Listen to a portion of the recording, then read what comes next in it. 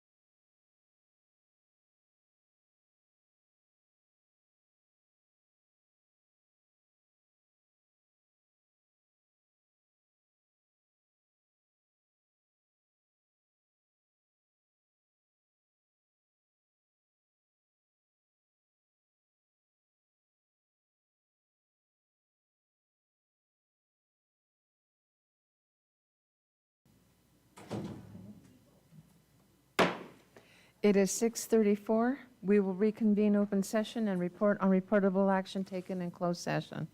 Thank you, Mayor.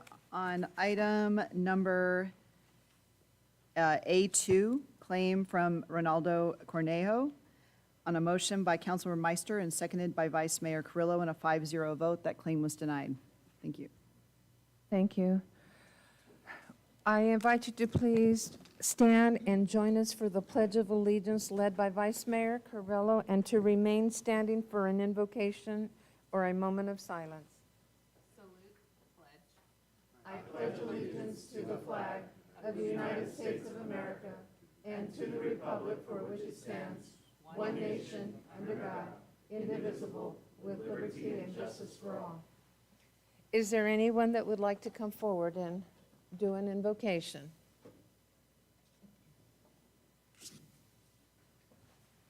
Shall we pray? Heavenly Father, thank you so much for this great day. Thank you so much for this city and all the great blessings that are bestowed upon us in our city. Lord, be with us this evening as we discuss the business of this city, that we may continue to move the city in the right direction. Help us to think of what the right thing is and the right thing to do in each and everything that we do, Lord. And all these things I pray in Jesus' name, amen. Is there anyone else that would like to do an invocation? Not, you may be seated. We will now move into oral communications. This is the opportunity to address the council on any matter of interest, whether on the agenda or not. Please address all items not scheduled for public hearing at this time. Unless additional time is authorized by the council, all commentary shall be limited to 3 minutes. You will be asked to state your name and address for the record. If you are here for the public hearing, item number 17, please hold your comments until then. When that item comes up on the agenda, you will be given the opportunity to speak and comment at that time. I will continue to emphasize that the 3 minutes per speaker time period will be adhered to, so that City Council in an orderly fashion can proceed with its decision-making responsibilities this evening. Is there anyone that would like to come forward under oral communications? Please do so now.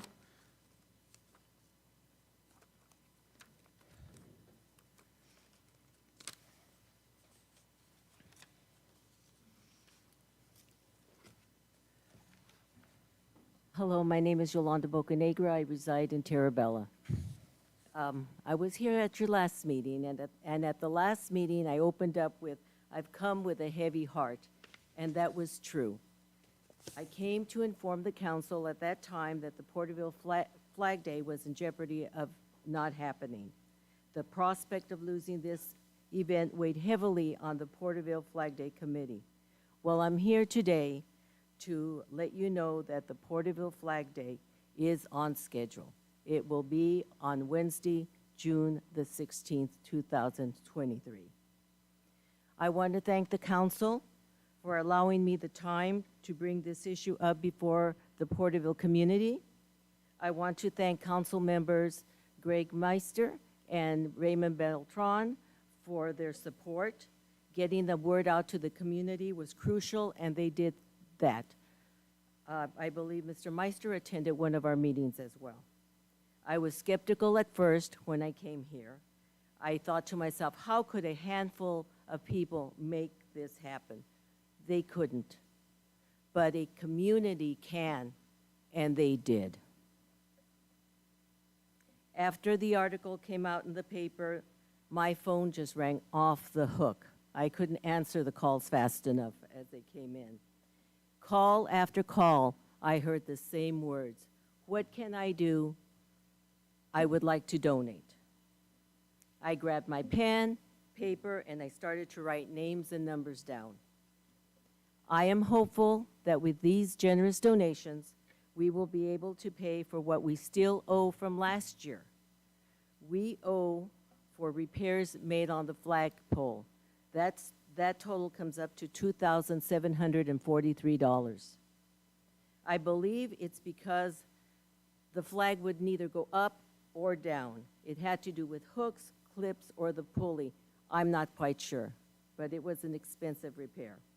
The gentleman who made the repairs has not been paid, and he's been waiting patiently. The remainder of the money will be used for this year's expenses, and I hope there will be a little money left over so that we can have seed money for the following year. I am proud of this community, how it came together.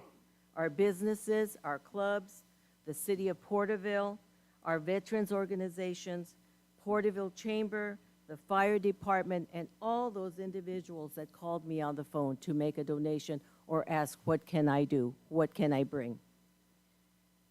I want to ensure this council that patriotism and the love of the American flag still remains core values in this community, and I am thankful that we have come together to make this event happen. Thank you. Thank you. Is there anyone else that would like to come forward? Please do so now.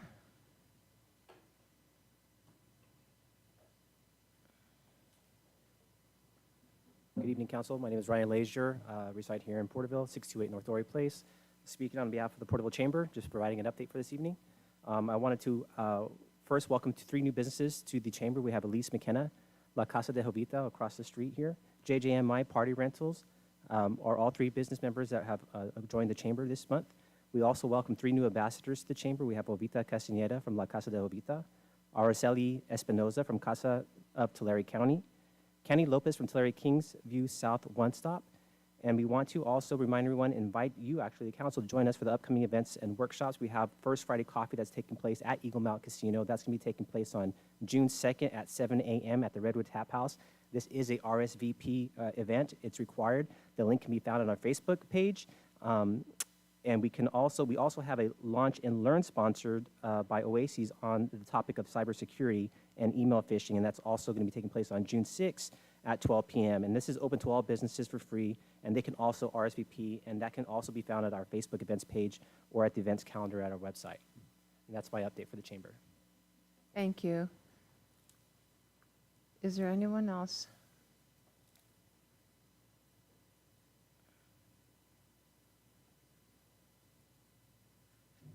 Good evening. Josh Flowers, address on record. Today I was going to come to you and talk to you about the tale of the starfish. Now, many of you may have heard this story before, but I think it's relevant for what's going on right now. It was a little girl who, after a very, very bad storm, she was walking the beach and she was noticing all these starfishes that were washed up ashore. And she was going by and one by one, picking them up, throwing them back in the ocean. Finally, a man was watching and just couldn't believe it anymore. So he came down and he asked the little girl, what are you doing? You know, I mean, you're not going to make a difference. Look at all these starfishes. And the girl, kind of crushed at the moment, decides to sit back and she contemplates it. Then she reaches down and she picks up another starfish and throws it back into the ocean. And she goes, well, I made a difference to that one. And it inspired the guy to where eventually enough people came out and they started making a difference. And I wanted to tell you guys this story because that's what you guys did this last council meeting when you guys opened up that armory. I received a phone call from a local businessman who was just elated with you guys for what you did as far as being able to solve the homeless issue that was the encampment outside his business. You know, in America, we say we have the right to have life, property, and the pursuit of happiness. And I believe that every business owner deserves that right to have pursuit of happiness. And when, unfortunately, are mental ill or somebody encamps themselves out in front of that business, it jeopardizes that pursuit of happiness. So I wanted to come out here today to tell you and the city, the management, the Porterville Police Department, each and every one of you, the professionalism in how it was handled was absolutely amazing. They came, they were able to speak to the lady, they were able to get her to understand, and it was nothing forceful, it was smooth, it was just done perfectly. And I want to encourage you to keep this movement going forward. Every little bit counts. And if we focus on this and we start fixing the homeless, it can be a short-term problem instead of a long-term problem. So again, I just wanted to share that story with you. I know it seems like a sea of starfishes out there on the beach, but we can do it. Just one at a time will make a difference. Thank you. Thank you. Is there anyone else that would like to come forward?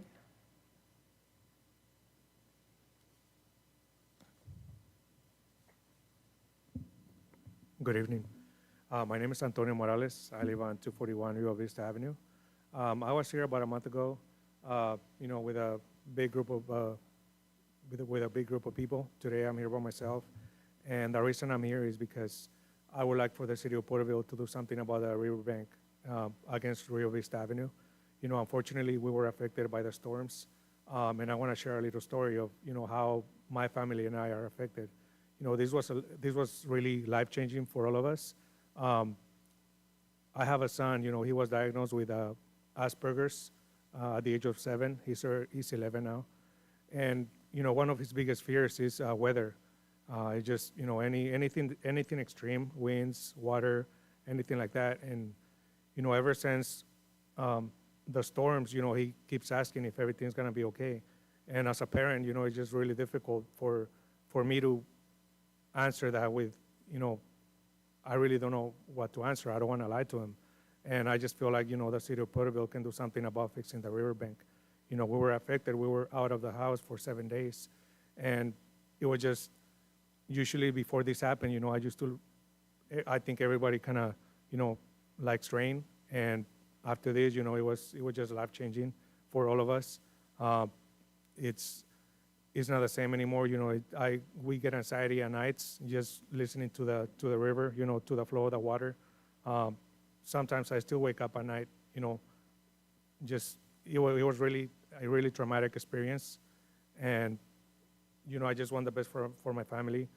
There's a lot of other people that were affected, and they're not here right now because, most of them are Spanish speaking, and they're probably not, I don't know if you guys are, bilingual or not, but if there's a way that we can get a translator, there'll be a lot more people talking about this matter because it affects a lot of people in my area, and that's what I'm here for, to hopefully you guys represent us, and I feel like we're not asking for a lot, we're just asking for something that should have been done whenever those homes were built. There's nothing to protect us from the water. I know this was not it was not predicted. It just happened. It's Mother Nature. But now that we know it happens, history is going to repeat itself. If it doesn't happen to us, it's going to happen to somebody else in the future. So I believe that, we can do something about it. Thank you. I want to make one comment, Mr. Morales. If anyone that would like to come in and speak, those arrangements for a translator can be made ahead of time. If they call City Hall and they ask for an interpreter ahead of time when the City Council agenda is posted on a Thursday night, if they call the next day and they will be presenting themselves to a City Council meeting, they should call in and ask for an interpreter to be present during a council meeting. And they will interpret for them. Are they going to get the 3 minutes? They get 3 minutes like everyone else.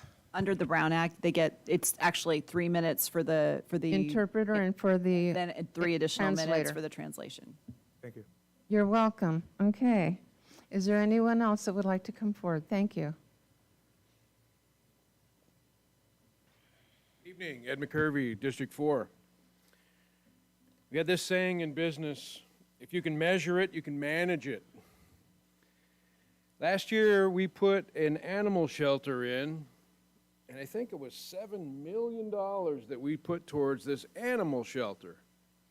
I started ciphering a little bit, and I listened to the meeting that we had recently, and we were talking about $20,000 a month to run the human shelter. So I thought to myself, $20,000 into $7 million, that's about 20 to 25 years of human shelter that we could have in place. Let's think about the budget that we're using here and where it's applied and what it's applied for, because we're doing a good thing with that armory. And I would even venture to say that we wouldn't need it for 20 years. Some of that money could be spent towards resources or redirected resources in this city to help to do what you guys are doing. And you've been doing an excellent job. I just want to put some perspective on this because This isn't a lot of money for taking care of humans. And it's something that's really, really important, something that's necessary, and something that you guys have already done. Thank you very much. I know a lot of people have called and said thanks. We now can measure the problem. Now we can manage the problem. And now we can restore the rule of law in our city. You know, I was heard a comment that it's not a crime to be homeless. That's true. But it is a crime to be intoxicated in public. It is a crime to be under the influence of a controlled substance. It is a crime to traffic drugs. It is a crime to panhandle. It is a crime to graffiti and destroy property. It is a crime to loiter and litter and stay out beyond curfew. That has nothing to do with homelessness, but there's a lot of folks that claim to want to be homeless or choose to be homeless that violate all of those things. And by restoring the rule of law in this city, you're helping the people that don't violate those crimes every day. Mercy to the guilty is cruelty to the innocent. Those of us that don't go out and do those things don't like it when we allow a whole bunch of people to do those things, including destroying our wetlands, littering everywhere, and making it hard for people to conduct business. Thank you for restoring law and order in this city. Thank you to the police and all of the resources that they've been using to get people the services that they need, and the ones that don't need the services can move and tell their story walking. And this is an important thing in our city to restore the rule of law and law and order, and you guys have done an excellent job with it. And then my hat's off to the police force because they have done a tremendous amount of things to get this done, and we recognized those folks a couple weeks ago, and that's just the beginning, in my opinion. We should do more. Thank you very much, Mr. McCurvey. Is there anyone else, please? Yeah, my name is Art Castillo. I live on Indiana Street, south of 190. And I know with that new development down there, we're getting a lot more traffic, which includes big rigs that might be going to the Walmart. My concern is with the traffic, it's only being a 2-lane, it's getting a little dangerous, especially for the kids and the big rigs. On the south side, you got a sign that says 40 miles per hour. On the north side, I want to say it's 30 or 25, so that needs to be fixed or addressed. And I'm here because of the traffic. Thank you. Thank you very much. Is there anyone else that would like to come forward? Thank you.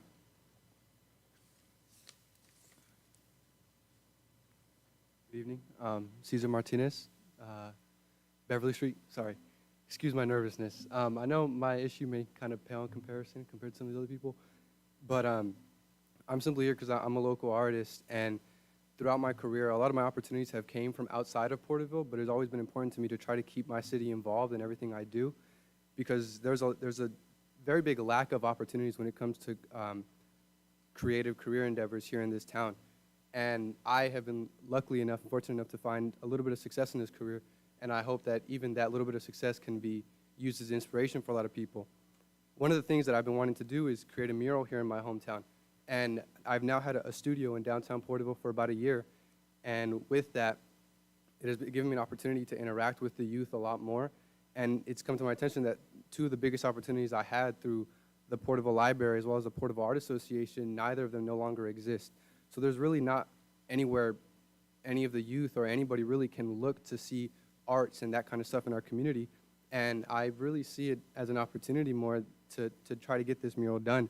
I've been trying to contact a lot of people for about 4 or 5 months. I'm very persistent, I guess is the word. So I've annoyed quite a bit of people, but it hasn't really got anywhere, and it's been about 4 or 5 months. And so I'm sort of just standing in front of you guys to ask for a little bit of help to maybe get the wheels rolling on this a little bit, and I guess that's it. One comment, Mr. Martinez, leave your contact information with city staff. There is an arts commission. Have you ever reached out to the arts commission here? Yeah, I came twice before, and they told me it didn't exist 2 times, and then the 3rd time, they gave me the contact of the person, and they pointed me towards somebody who clears buildings to see if it was cleared for a mural. And I gave them all the information, and they just they responded me back once and then just stopped responding. And so that's sort of what I'm talking about, is that I've tried doing a lot of things, but this isn't my first choice. This is sort of, I don't know what else to do coming here. Well, I can just say to leave your information with city staff right here and reach out, because there is an arts commission. Yeah. And that communication would have to be made. Okay, yeah. Thank you. Thank you, I appreciate it. Is there anyone else that would like to come forward?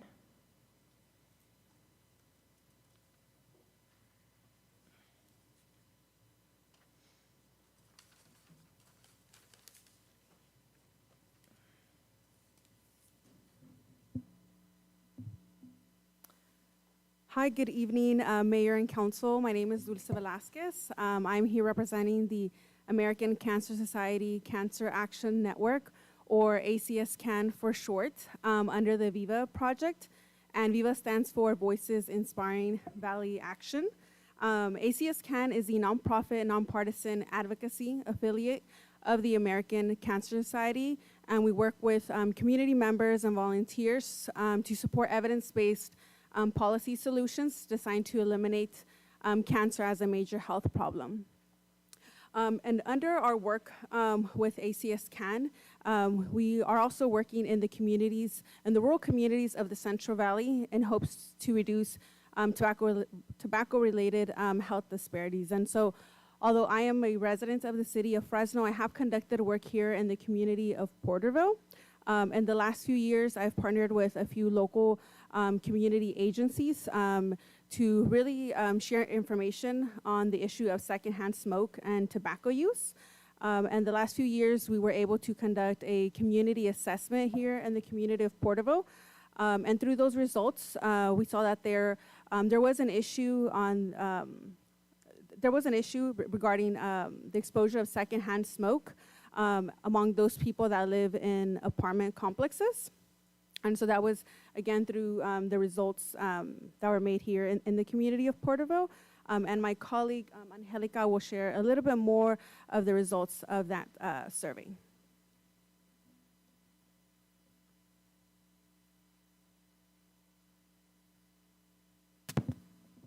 Good evening, Council. My name is Angelica Garcia, and I am also ACS-CAN staff member.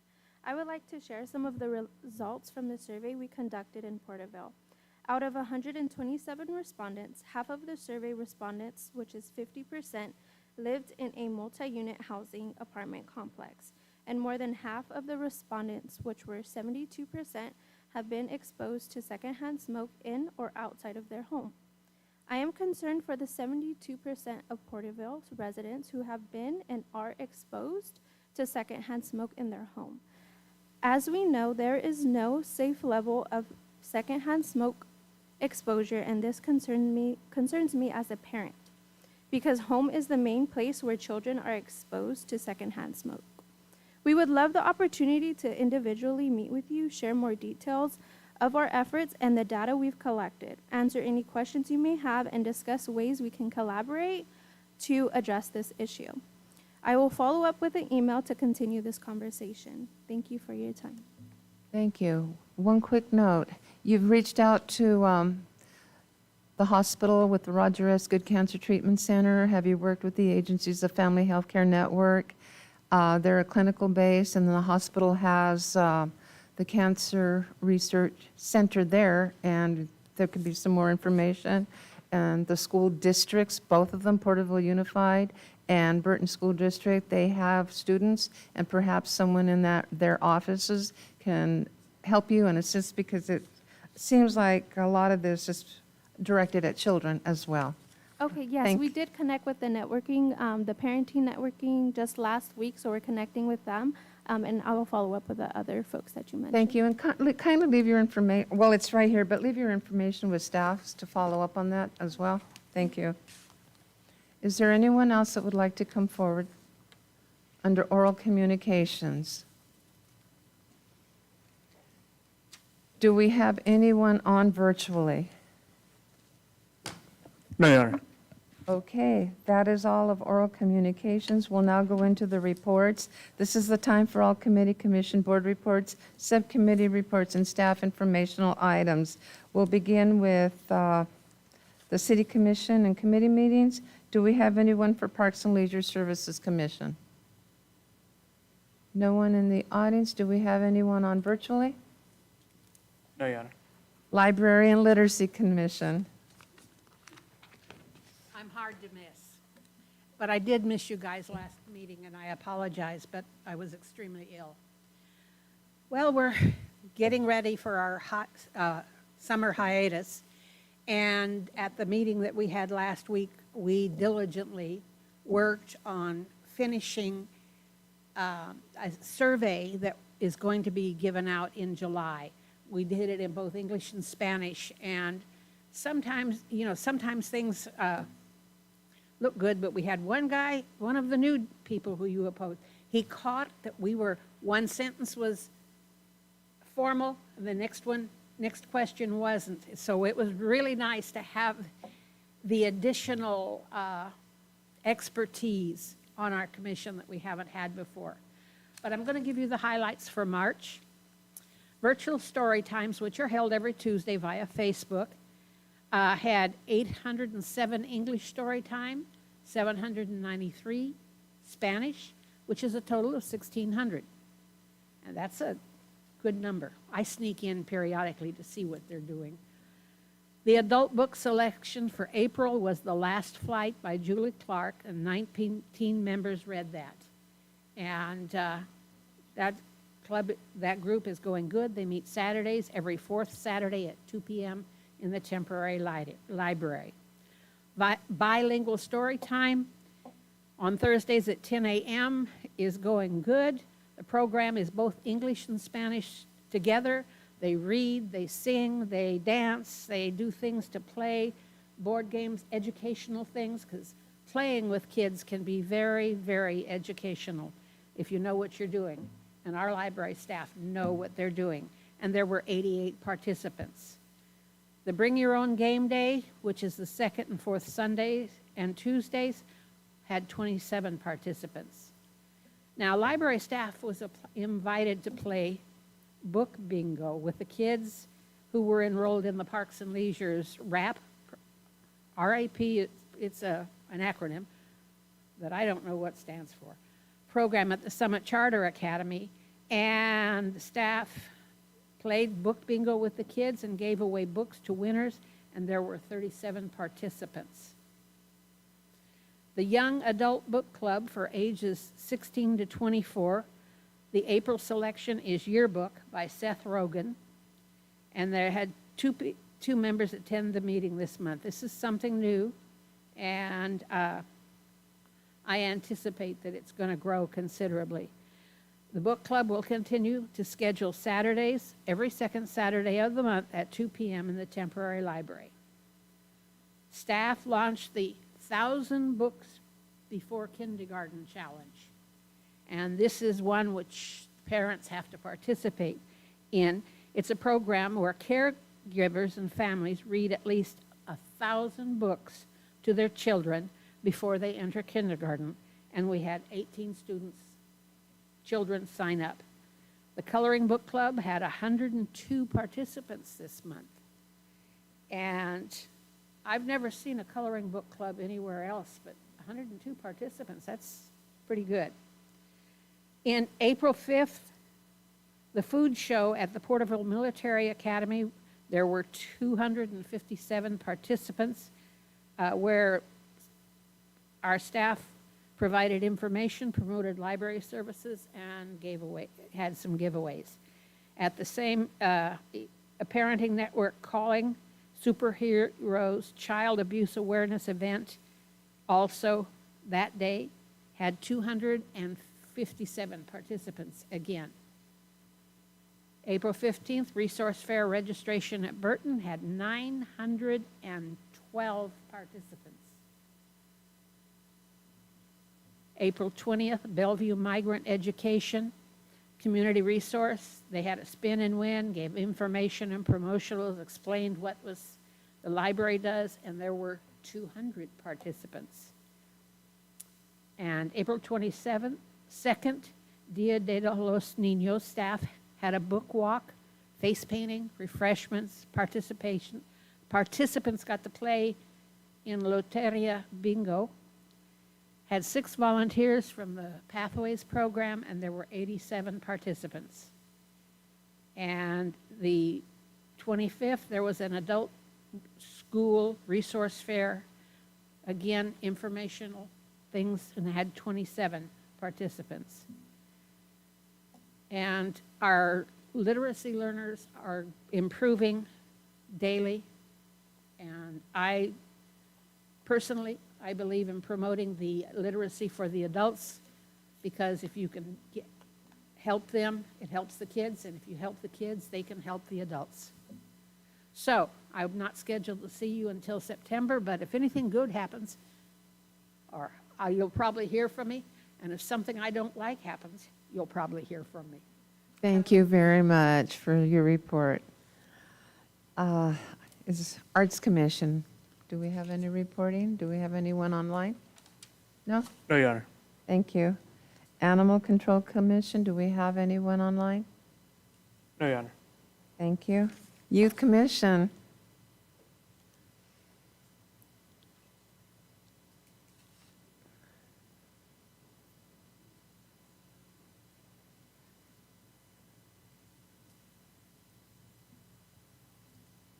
Good evening, Mayor, Vice Mayor, and members of the council. We're here with the Youth Commission's final report of the year. My name is Daniel Cielo Navarez. I am a sophomore at Summit Collegiate High School, and this is my second year part of the commission. Good evening. My name is Ala Saleh, and I am a sophomore at Harmony Magnet Academy. This is my first of many years on the commission. The commission consists of students from all of the local high schools. We were nominated by our advisors and administrators. The commission was established by the City Council back in 2008 to serve as representatives of youth throughout our community. We gathered together to learn about our local government and community, exchange ideas, and provide input on matters involving our local youth.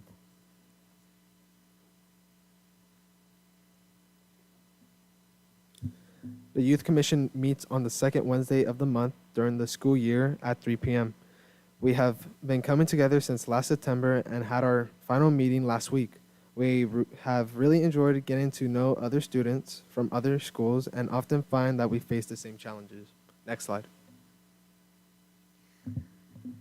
Over the year, we learned about our local government. We discussed districts, elections, and the city of Porterville's government structure. We were also given updates about the latest events and opportunities, and even learned about exciting plans for the new recreation center and library. We also had a very insightful presentation about economic and community development from the assistant city manager and a development associate. We were really excited to learn how business comes to town and the work that goes into supporting growth in our community. Another focus of our meetings was having opportunities of public speaking. For example, we reviewed a recently approved policy regarding the library's internet use as an activity to present our own policies for school. A lot of us were interested in establishing better policies to keep our school campuses clean, but our approaches were very different. We were also challenged to come up with a question we would ask our city council representative. We also took our group on the road and visited the police department with an awesome tour led by Corporal Morales. We got an inside look at their facility and learned all about the careers in that department. We especially liked all the exciting stories of working undercover work and were surprised to learn how they have to dispose of narcotics and weapons that they have seized. Mrs. Drum presented information on the state seal of civic engagement, which is a special seal that we could apply for to go on our diploma. There are several criteria to receive the recognition, including coming up with a project and solution that addresses real-world problems. During our discussion, we collectively thought that mental health was the biggest challenging facing youth. There have been efforts to address the issue at our school campuses, but it would be more effective if it were led by teens. We covered a lot this year and we're left wanting to know more. Thank you. That concludes our presentation unless there's any questions. I want to say thank you very much for such an eloquent report. And I bet the first time you got onto this, you were probably nervous and scared to even be up front. Nice job. Amy, thank you. But it's nice. Go ahead. Some of the following questions we had were, how do you see Porterville from 5 to 10 years? And what have you done or plan to do to interact with the youth? I'll tell you what, because this is just a report, we can't answer that. That would have to be emailed to us, or if it's a discussion, it'd have to be placed on the agenda, but right now, we just can't answer that. Thank you. Thank you. For your time. Okay, that was cool. We'll now go into the staff informational report. Thank you, Your Honor. Just a single report, which is your monthly water conservation update, which reflected in the month of April a 39% conservation rate compared to April of 2013, and then 25% cumulative continued savings overall since that time. There were 10 notices of violations issued and no administrative citations. Staff's report. Thank you. Anybody have any questions, comments? No? Okay, then we'll now move on to the consent calendar. All consent calendar items are considered routine and will be enacted in one motion. There will be no separate discussion of these matters unless a request is made, in which event the item will be removed from the consent calendar. All items removed from the consent calendar for further discussion will be heard at the end of scheduled matters. We have items 1 through 16.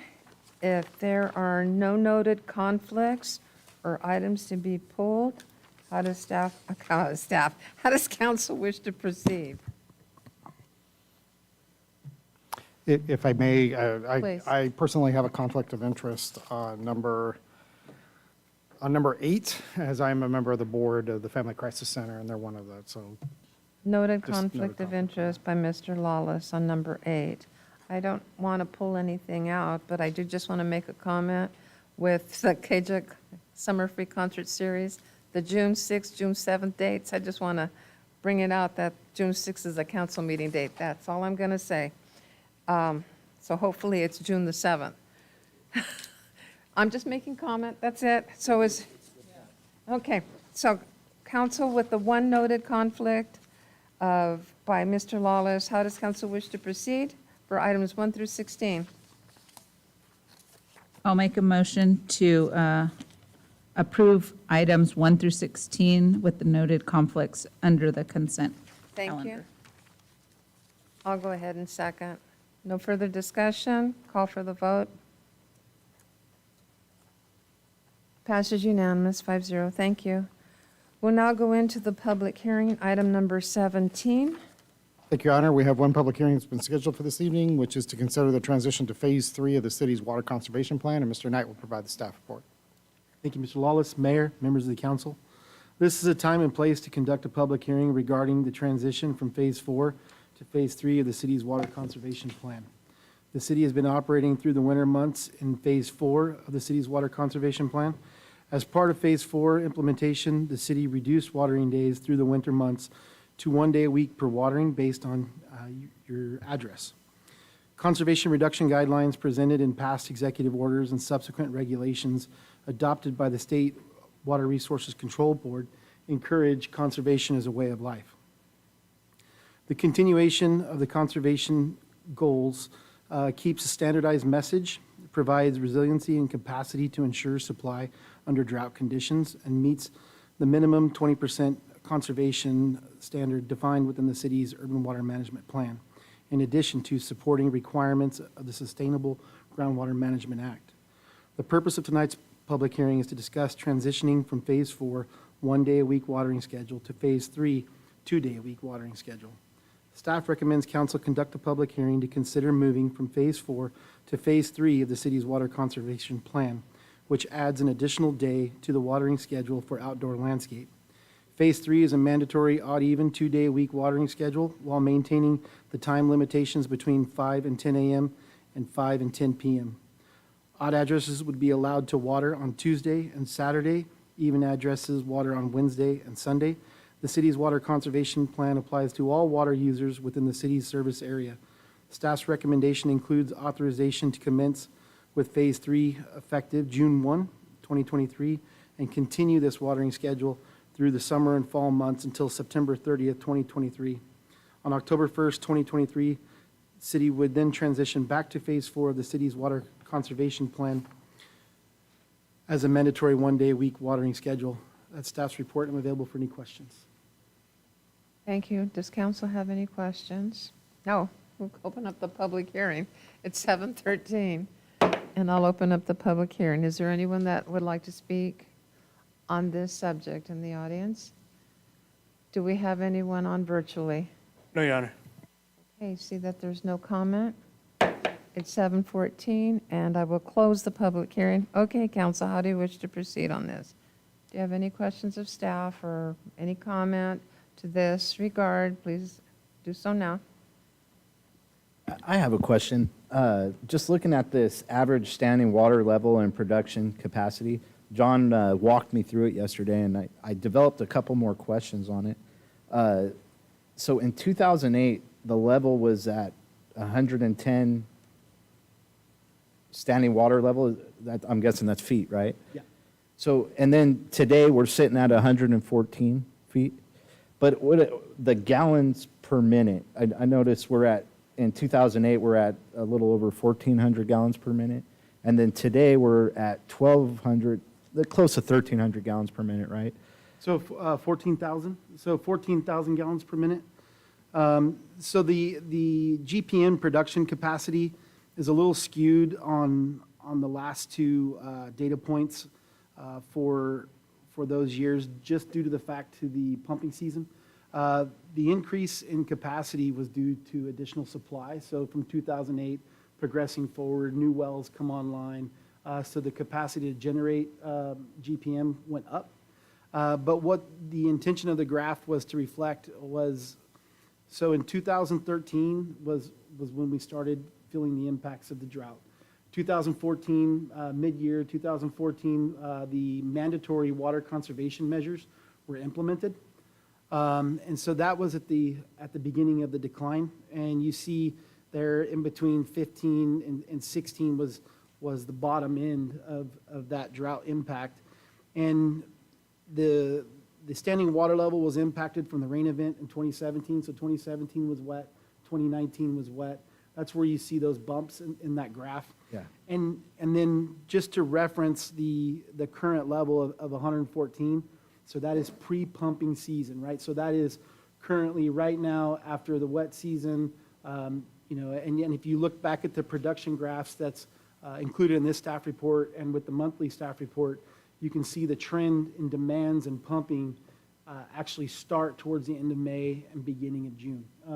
So once we get into September, October, that's where we'll refine that number again. So this is where we enter kind of the pumping season. And then as we come out in September and October, that's where we'll know where the system settles out. So in the past, it's easier to look at because you have a whole number for a full pumping season.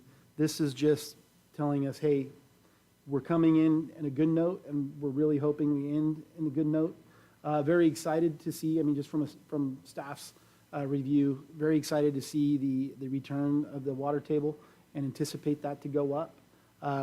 But we're still going to have to look to see what those impacts are on the pumping, right? So with the water table coming up, it reduces the efficiencies. It increases the efficiencies on the pump capacities, and that's where we should see with the elevations on the water level, the capacity come up, and that's what that graph was representing.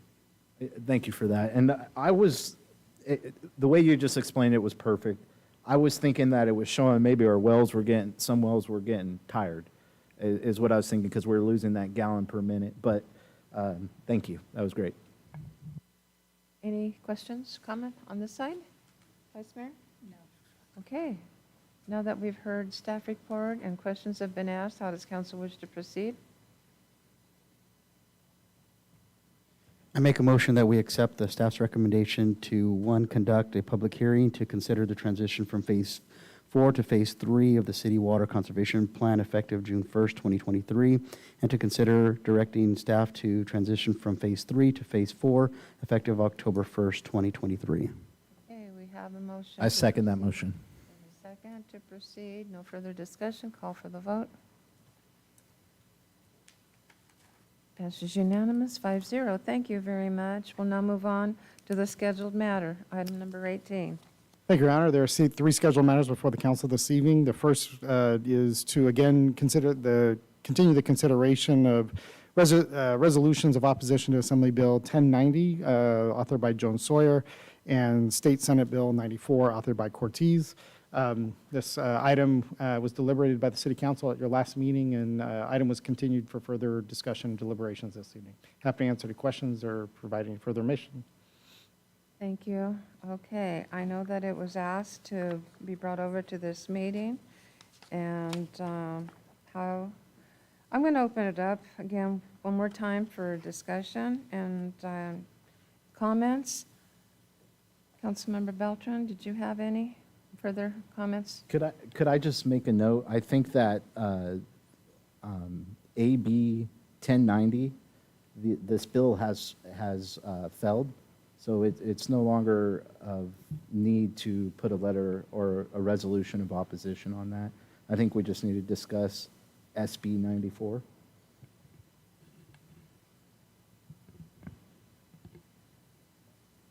So 1090 has failed? Yes.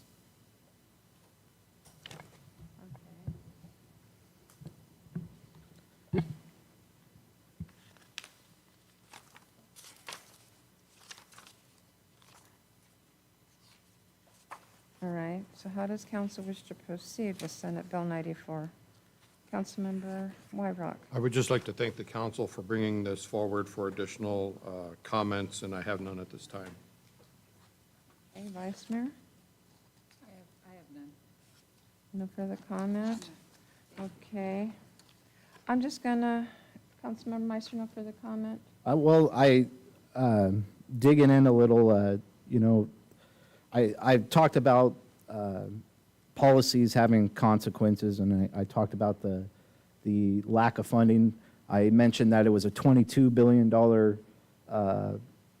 loss in revenue and taxes in our state. It has now been announced it's around $32 billion, which is always fun to find out, right? But I also went into the crime data, and I was thinking that I'd see a difference from, because in 2014, Proposition 4757 passed, and I thought I'd see a rise in crime, but what we've seen is actually a decrease in crime, which we all know that isn't the case, but they've changed the definition of crime, right? And so it's a different standard. But something that I dug into a little was the homeless. And I got this from the U.S. Department of Housing and Urban Development. The homeless counts in California rose by 42% between 2014 and 2020.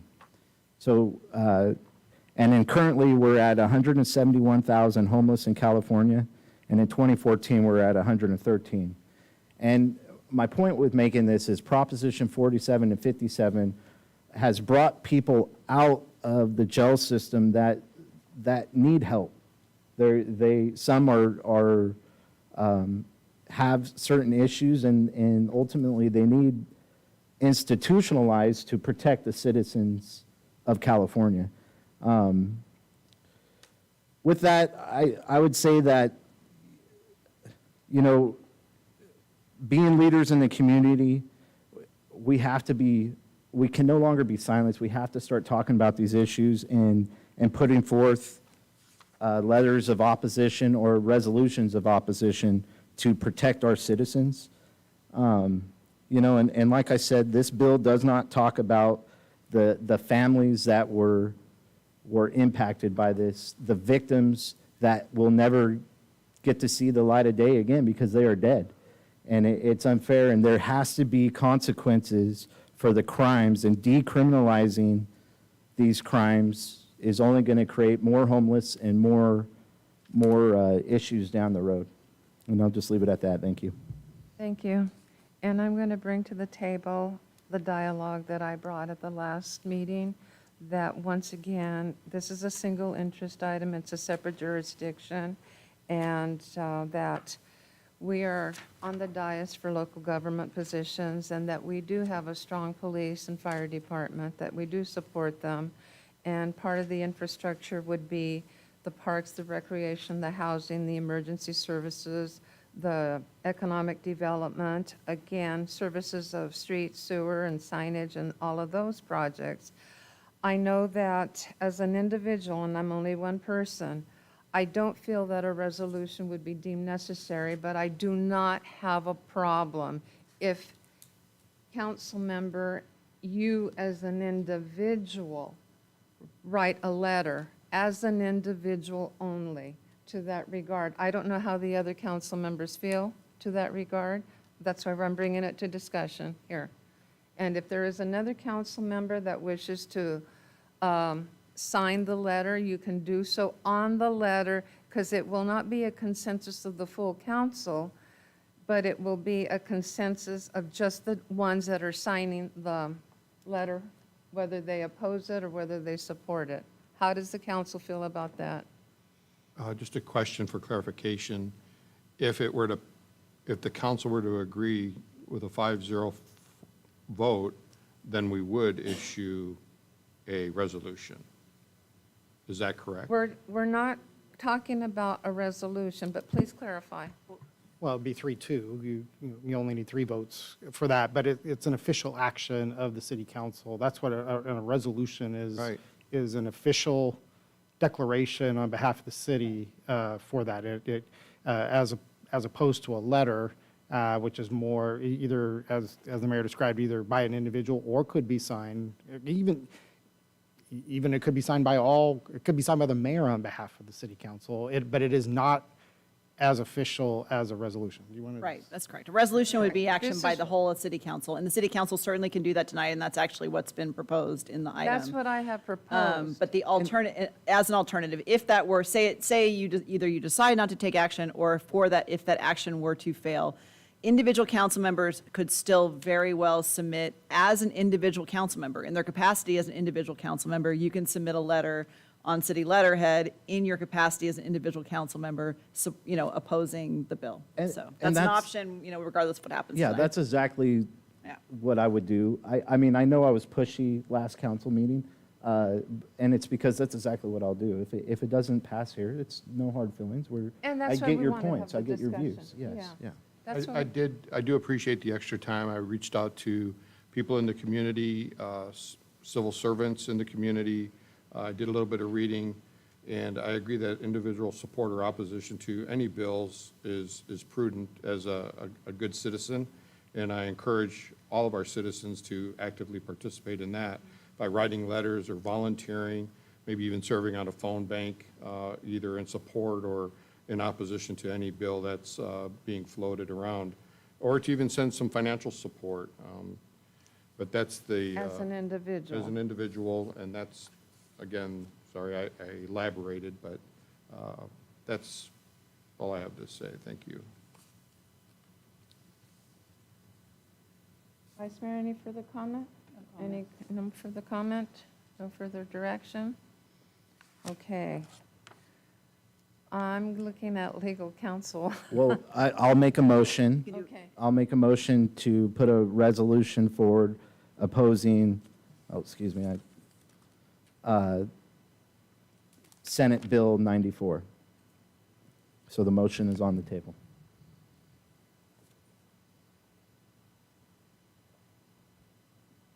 I'll second that. Okay, so we have a motion for a resolution and a second. No further discussion. Call for the vote.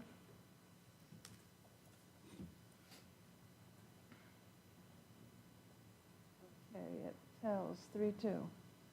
So the recommendation would be, Individual council members wish to submit letters, they can talk to the city staff about doing that. okay. Thank you. Thank you very much, okay? All right. Now we'll move into number 19. Okay, our next item of order is to consider bid results for the Tule River Parkway Phase 3 project, and Mr. Sanchez will provide that staff report. He's with us virtually this evening. Mr. Lawless, Mayor, members of council. On February 9th, we received 3 bids from the Tule River Parkway Phase 3 project. It's 1.25 miles linking a trail between Maine and Plano. The project's funded by CMAQ, and part of that requirement was to comply with DDE requirements. It took us some time to evaluate based on the DDE efforts. But above that, one of the main things is that the bids came in over the engineer's estimate again. We have reevaluated the estimate, looked at our historical data, saw that it's had been pretty consistent, but just the market's been tough with the bids. And as you can see in front of you, the engineer's estimate was just under $2 million.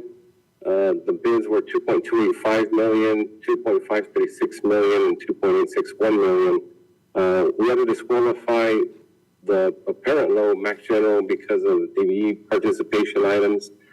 And so we landed on seeing that the apparent low is American Paving Company out of Fresno. They're 26.9% over the engineer's estimate, but they are complying with DVE. If we were to go with that bid, we'd need an additional 10% for construction contingency and 10% for inspection services, bringing the total needed at $3,044,064. In addition to that, the recent storms, as you know, reconfigured the river there and the banks, and TCAG has authorized up to $500,000 to measure our alternative transportation funds to reestablish that bank and make the trail go through there. We lost some of the banks there by the Big Steel Trailer Park. So the project's funded by CMAQ for an amount of $1.825 million, an additional $124,500 for Measure R supplemental. TCAG's pledged up to $500,000 for Measure R on the needed repairs, and that leaves us at a shortfall of $1,091,564. The funding is proposed to be available from local transportation funds and would fully fund the project. So we recommend that to council that we award Tule River Parkway Phase 3 to American Paving in the amount of $2,536,720. Authorize 100% progress payments. Authorize the contingency in the amount of $253,672. Authorize 10% for construction management and inspection services, and authorize an additional appropriation of $1,091,564 in local transportation funds to fully fund the project. That completes my staff report. I'm available for any questions. Thank you, Javier. Does council have any questions on this? You know me. Okay, I'll start with you, Councilmember Wyrock. I'd be happy to go last. No, go ahead. I'll let you go first. I don't mind going first. Oh, there you go. So you go, Don. Please. Well, I just know Don's is going to be a little more deeper in depth. So one thing you answered a question for me was of course, I like my local companies, but they can't do this because they didn't do the good faith effort form, and so that disqualified them, right? And I believe you said that. Yeah, that's correct. Okay.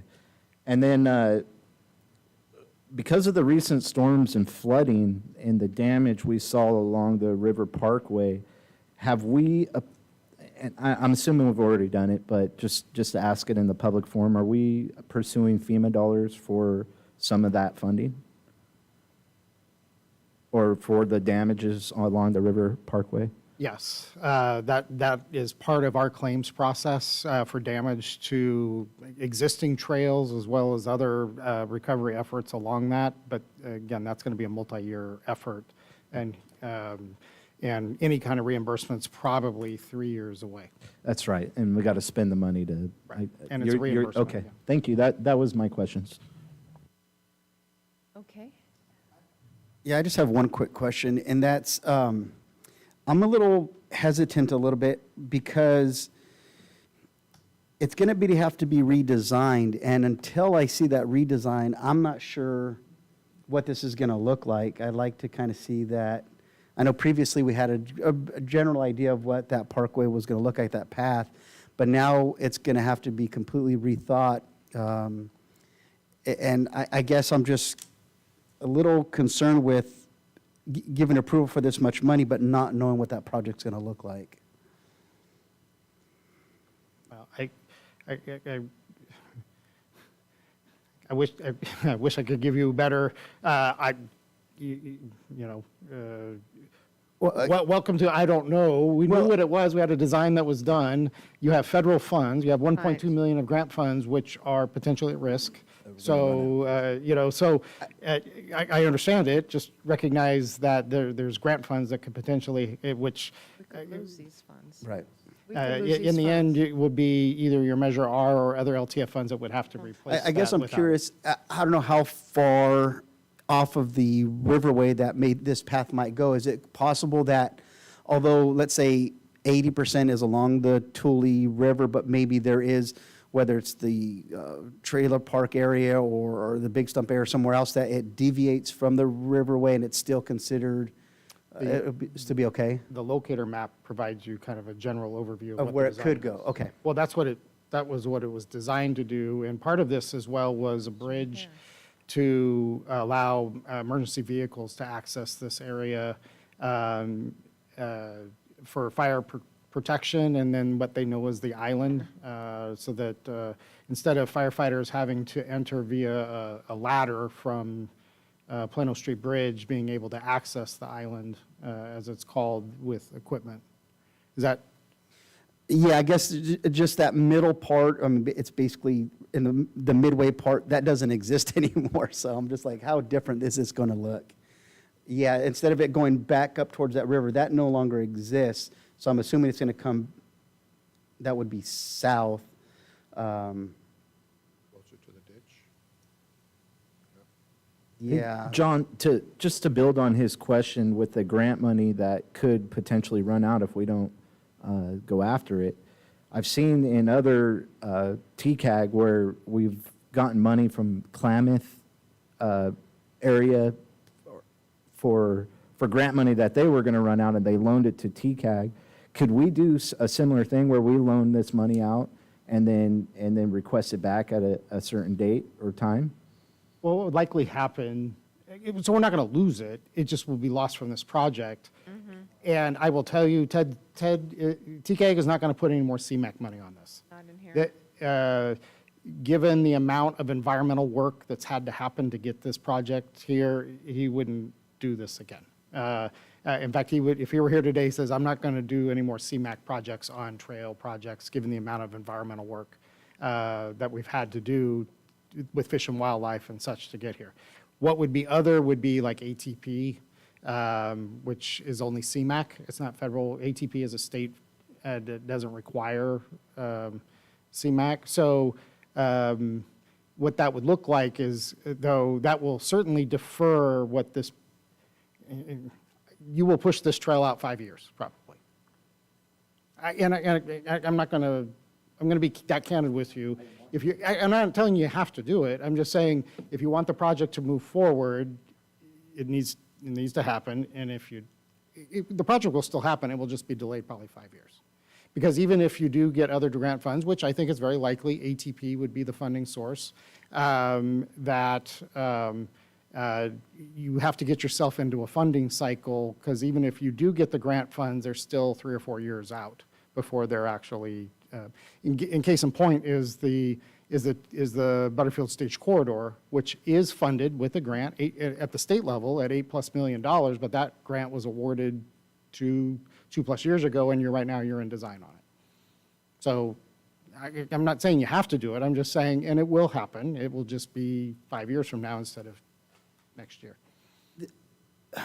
I guess because physically I've been in this area recently to kind of take a look, and I guess, I don't know, between us shoring up that area, how much room there is to work with for safety and for long-term safety, I guess, of that getting eroded, especially just right next to Main Street where it starts. I mean, I know there's a lot of cement buildup from the bridge in that area. I guess for me, I'm trying to picture it. It's just hard. I know that when they redesign it, they will have all those factors in play.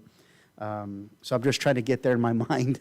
I'm not an engineer, so I rely on the people that are engineers, our fire chief, and our public works director, who are in this area all the time. So I'll defer to those three subject matter experts on what their best guess is. Yeah, I'd hate for us to get into this project and then go, uh-oh, this is going to be, because we have to shore up so much of that. That's probably one of the worst areas along that area, that it's going to be really expensive on top of this.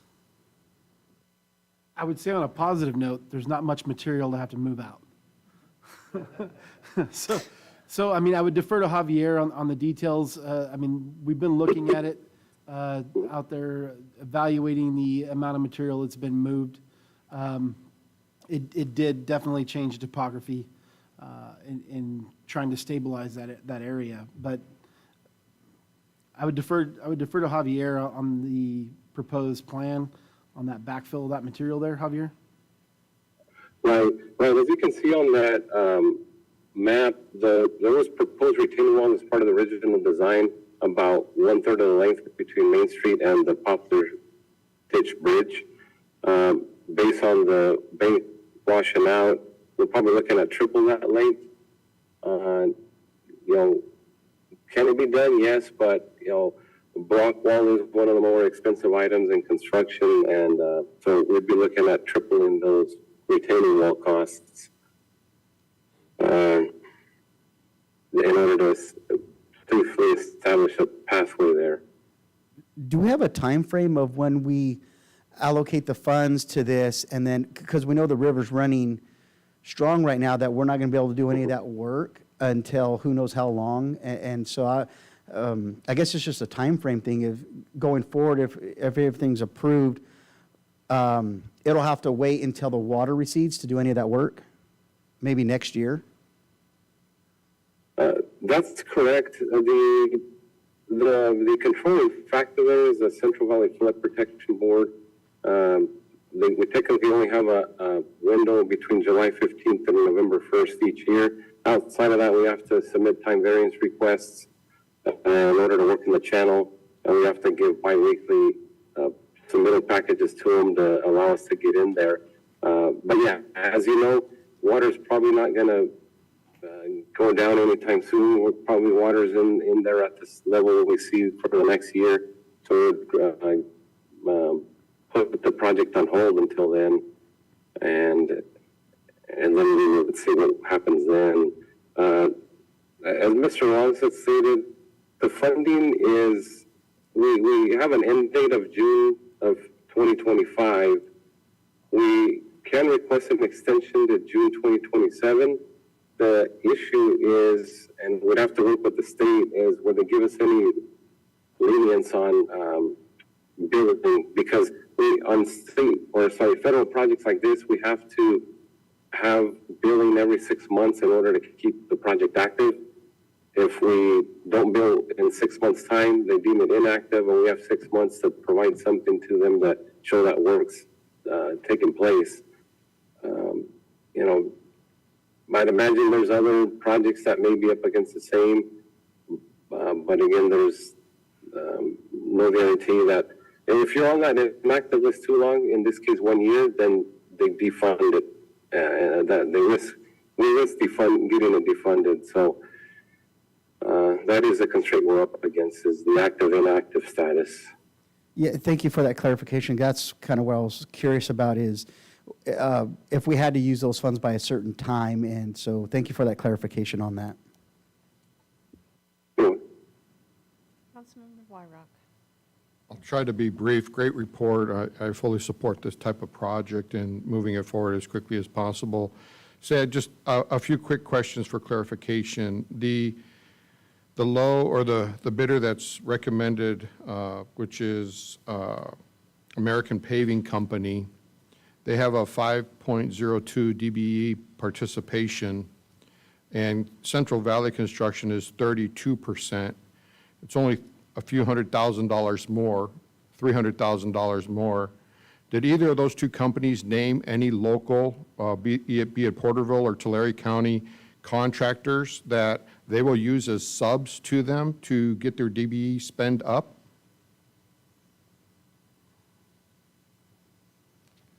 In other words, if their subcontractor pricing is higher than American Paving, is it due to more DBE spend, and is that spend to local businesses here in Porterville or Tulare County?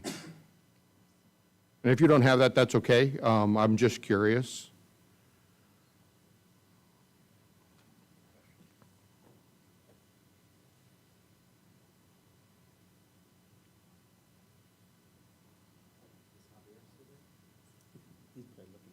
Javier, did you get the question? Is he on? Did he?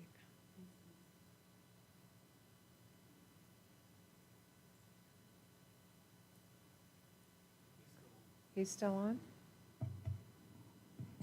Thank you for looking into that for us. Thank you, Are you there, Javier?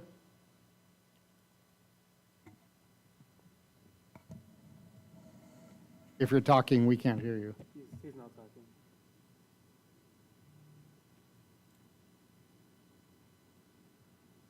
He is on mute if he is talking.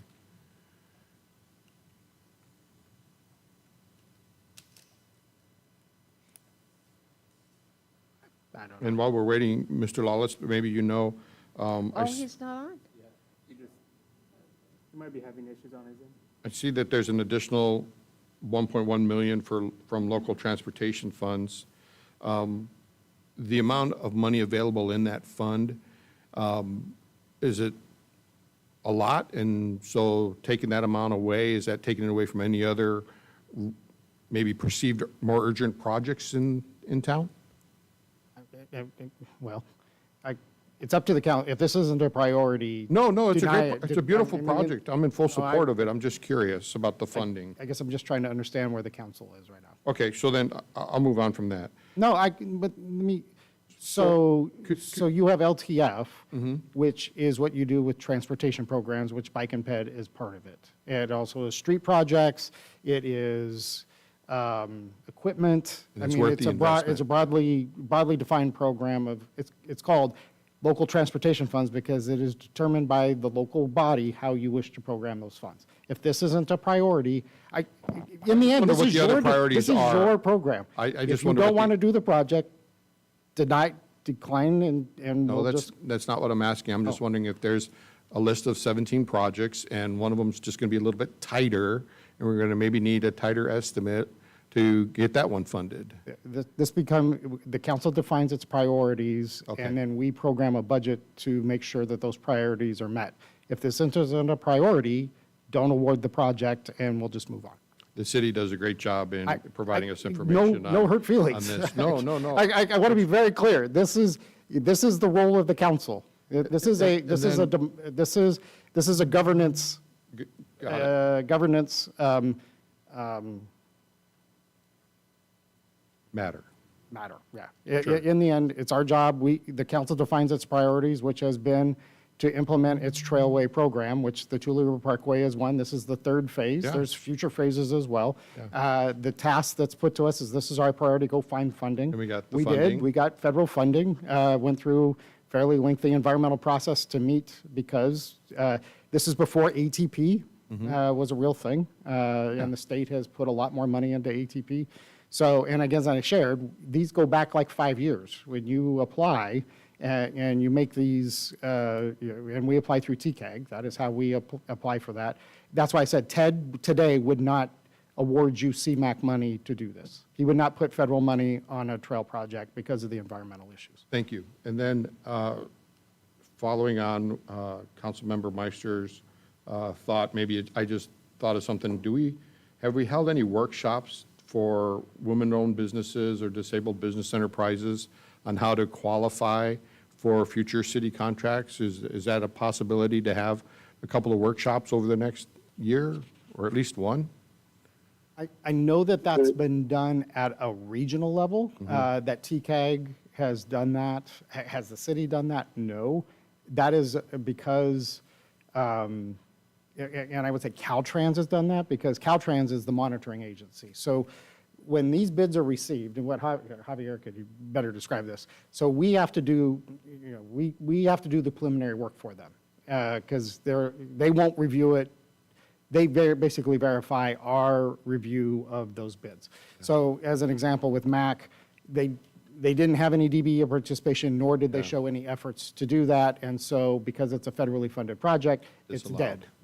You can't, you will lose the funding by awarding. If you award it to them, that grant is dead. So then, You're not gonna get to your federal point, MAC Engineering could reach out to them and get some training on how to fill out forms and possibly Well, get in for the next phase, Well, or whatever. if they should have. Bidding on those projects, if you're then you building- know that you have those requirements. If right? this is a federally funded project, you know you have to do this. Right. And they didn't do it. I see we have- So it's more of a DOA. conscious decision than just, oh, we haven't had the And training. this isn't the first time where I've had a local person in Tulare County. One of the first things that Assemblyman Mathis dealt with, and his office called me, they said, we have a local contractor that doesn't understand why the city's not considering their bid because of DBE. And I said, well, it's federally, and as soon as I said it's federally funded, they said, never mind. Yeah, thank you. And then to Councilmember Beltran's point about moving it over, if we have to come in the future to shore up the riverbank, is the walkway, is the trail set back enough that follow-on contractors can get in there without ripping it all up? I see could we get the map back up on it? It looks like there's room, but I would just hate to see that work get beat up by other contractors moving in. I know they can put down crane mats and different things to protect stuff on the ground. I see Javier's back. Are you with us, Yeah, Javier? that's what I was going to say. You asked Javier that question. I thought it was a great I question. am, yes, my apologies. We can, well, that area is just gonna be wide enough for the trail itself with about a 2-foot buffer on each side. If future work is require equipment to go through there, they can put some matting down or they can bring in some material to cover it, whether it be, like dirt or DG to roll over that and protect the asphalt underneath, or concrete. And so that's how we go about it, where the space is tight. Thank you. And then I only have 2 more questions. The one I already asked, do we have any local DBE spend listed as a subcontractor to either American Paving or Cal Valley Construction? Do we know Correct, yeah, I had heard it, that's when I dropped. But to answer that question, the last bidder met their goal by a bridge supplier in Northern California, so that's where the participation's coming from. There wasn't really any local DBEs that were found in the county that do substantial work. Thank you. And then my last comment was, if you look at the screen right now, it shows the length of the trail at 3,034 linear feet, and yet it says on the main comment from staff, the trail system will extend 1.25 miles of existing trail, and 3,000 linear feet is not 1.25 miles. Can you clarify, help me understand that a little bit more? Yeah, that looks like that was an incorrect reference to the trail length that exists. So this is just that gap between Maine and Plano. Okay, We could have worded that better. thank you. I have no other questions. Thank you. Thank you, Vice Mayor. Thank you. I think a couple of my questions were already answered, but with this being one of the approved projects, I like the updates and all the information about the bids, but also where the funding is coming from. I think Councilmember Beltran's questions or comments regarding concern about the area and erosion and just all of that we've experienced, I feel a little bit different about it. I feel like it's a good time to be looking at this kind of project because to try to take care of the area and seeing that the funds have to be spent through the 2025, it gives us some time rather than, so then just having the funds and project approved and ready to go as far as planning and development makes me feel comfortable. It's not going to be approved, and then start immediately. I think then the planning and prep kind of starts moving forward. But I would, I like the information that we received, and then also that we do have to be concerned about the billing every 6 months and starting that if we're going to move forward. So no really questions, just comments. I just want to make note that this is an approved project. It's going into the Phase 3, and the expenditure of funds, and to give and award the bid to a contractor at this time. As far as I'm concerned, these projects are in the planning process to move forward and to secure the funds. They're already there, and where they're coming from, it's no surprise. And that's the only thing I have to say. How does council wish to proceed? Was that a motion to take staff's recommendations here? I will make the motion that I'll we take gladly second staff's that. recommendation and authorize everything that is on here. And you have a second. Is there any further discussion? All right, let's call for the vote. Passes unanimous, 5-0. All right. Nicely done. Now we'll go into number 20.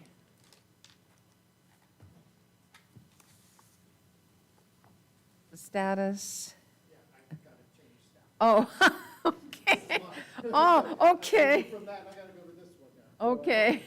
So, yes, thank you, Your Honor. The final order is status of review of local determination. You were last reviewed this at your last meeting on May 2nd, which the council took action to review its emergency declaration. Before you this evening, I would say most that I don't know that I necessarily have to provide your report. The armory's open. It's been averaging anywhere from a low of 6 up to, I would say, 14. If you take a cumulative average, it's probably 10 and 1 dog, I guess I would say. So we have had 2, based on the direction from the council, we've had 2 individuals that have been there, and it's been operating on a 12-hour basis from 8 p.m. to 8 a.m. It was the city attorney's recommendation that an ADA restroom be maintained at the site. And then most notably, last week, and it's in your staff report, the date that it occurred, all Armory personnel left the site to Apple Valley, and basically hand us the keys and said, facility's yours. Also at the same period of time, or close there too, received a updated license agreement from the military department, which is included in your agenda for review, which is for 1 year, beginning May 5th of last week, May 5th, effective dates of that until May 4th of 2024. No charge for the use of the facility, but that the utilities would be placed in the city's name, which with the action of this, with council's approval of that license agreement, we would move forward in placing the city's name for the utilities with that. What I would anticipate is that, and there was no language in there, but in conversation, that the facility is on the divestment list with the state of California. And what I'm told is that it's in some juncture would be divested to the city, and it sounds like for $1. I don't have that in writing. It's not contained in that, but there would be a divestiture process that would go to that for then the city council to use or to give direction in its, what its use would be. There's been conversations with that facility with when the mayor and I were in Washington, D.C. with Congressman Valadao. While we were in D.C., Representatives Congressman Valadao and State Senator Grove toured the facility while we were after the Eagle Mountain Casino ground opening. And so we spoke to some extent with Congressman Valadao about that. And he expressed the most concern from those that we spoke with about ramifications of flooding, given a significant part of his jurisdictions being affected, and concern that he has about Kings County and Tulare County. So given his district is being significantly impacted. And so potentially FEMA dollars could be available in a successor, not currently. Right now, everything is disaster response. The Armory's not suffered any damage, so even though it may have deficiencies, it would not be an eligible facility for improvements given it didn't suffer damage. There will be preparedness funding that comes subsequently, which FEMA will work with us on and trying to get into a queue of funding. What would come with that is essentially that this facility would serve, if you wish to take the funding to make those improvements, that would serve as a future shelter identified shelter for emergency preparedness, whatever that emergency may be. So if there were an earthquake and folks were displaced from their residences due to damage in an earthquake, that they could be housed in this facility. So again, so the staff's recommendations, we don't have any expenditures that need ratification for. So the recommendation is that the City Council receive the report, status and review the declaration of local emergency and determine the needs exist to continue the said declaration. And then consider the approval of the draft license to use state property agreement with the California Military Department. And again, that's for 1 year from May 5th to May 4th of 2024. Just generally speaking, there's a lot of modeling that's going on right now.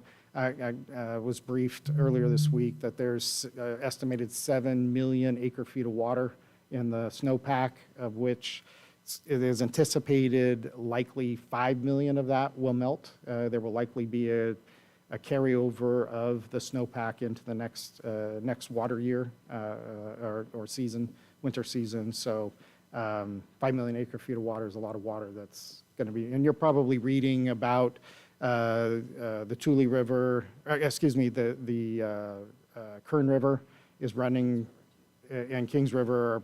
In fact, I was talking with Chief Cogburn earlier today. Kings County and the Kings River, they're very concerned about. And there were sandbags that were allocated to this area that were asked to be redistributed into Kings County, where they're anticipated to be most in need to avert flooding of communities. And that was a great concern expressed by Congressman Valadao about the impacts that will be felt in Kings County and western Tulare County. So with that, again, the recommendations are to receive the report and make the continued status and to provide approval of the draft license, which will be signed by the mayor and transmitted back to the California Military Department. Happy to answer any questions. Any questions? There are no questions. There are no questions, huh, you guys? There are none. You do one. I have one. All right, one. All right, just one. It says that on page 3 of the license agreement, item number 1 at the top, in order to provide a variety of health, medical, or other services to homeless citizens, licensee may provide on-site program management through either licensee agents, employees, volunteers, or contracted services. So should the snow melt slowly and should our river continue to flow without impacting, and should the homeless situation shift and people become housed and there's no more use of the facility, we still have it for a year and we can open it up for public health kind of healthcare. And yeah, that's a great paragraph to have in here. I like seeing that. Yeah, and I'm glad you said it. Here, I would anticipate, so already I've been notified, Red Cross and they said this when they left, we'll see soon. They anticipate the need to stand and to shelter individuals, and I would anticipate them being back. That's all going to be dependent upon damage. Should that not happen and there not be anybody there, then certainly whatever purpose we choose to serve it, it's just,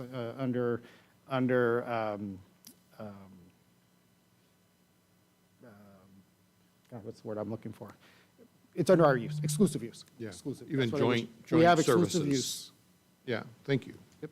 Thank you, Mayor. You're quite welcome with all of these questions. I'm going to make the recommendation, because I have no comment, that we accept the report and review and the declaration of local emergency, and that we approve the draft license agreement with the California Military Department.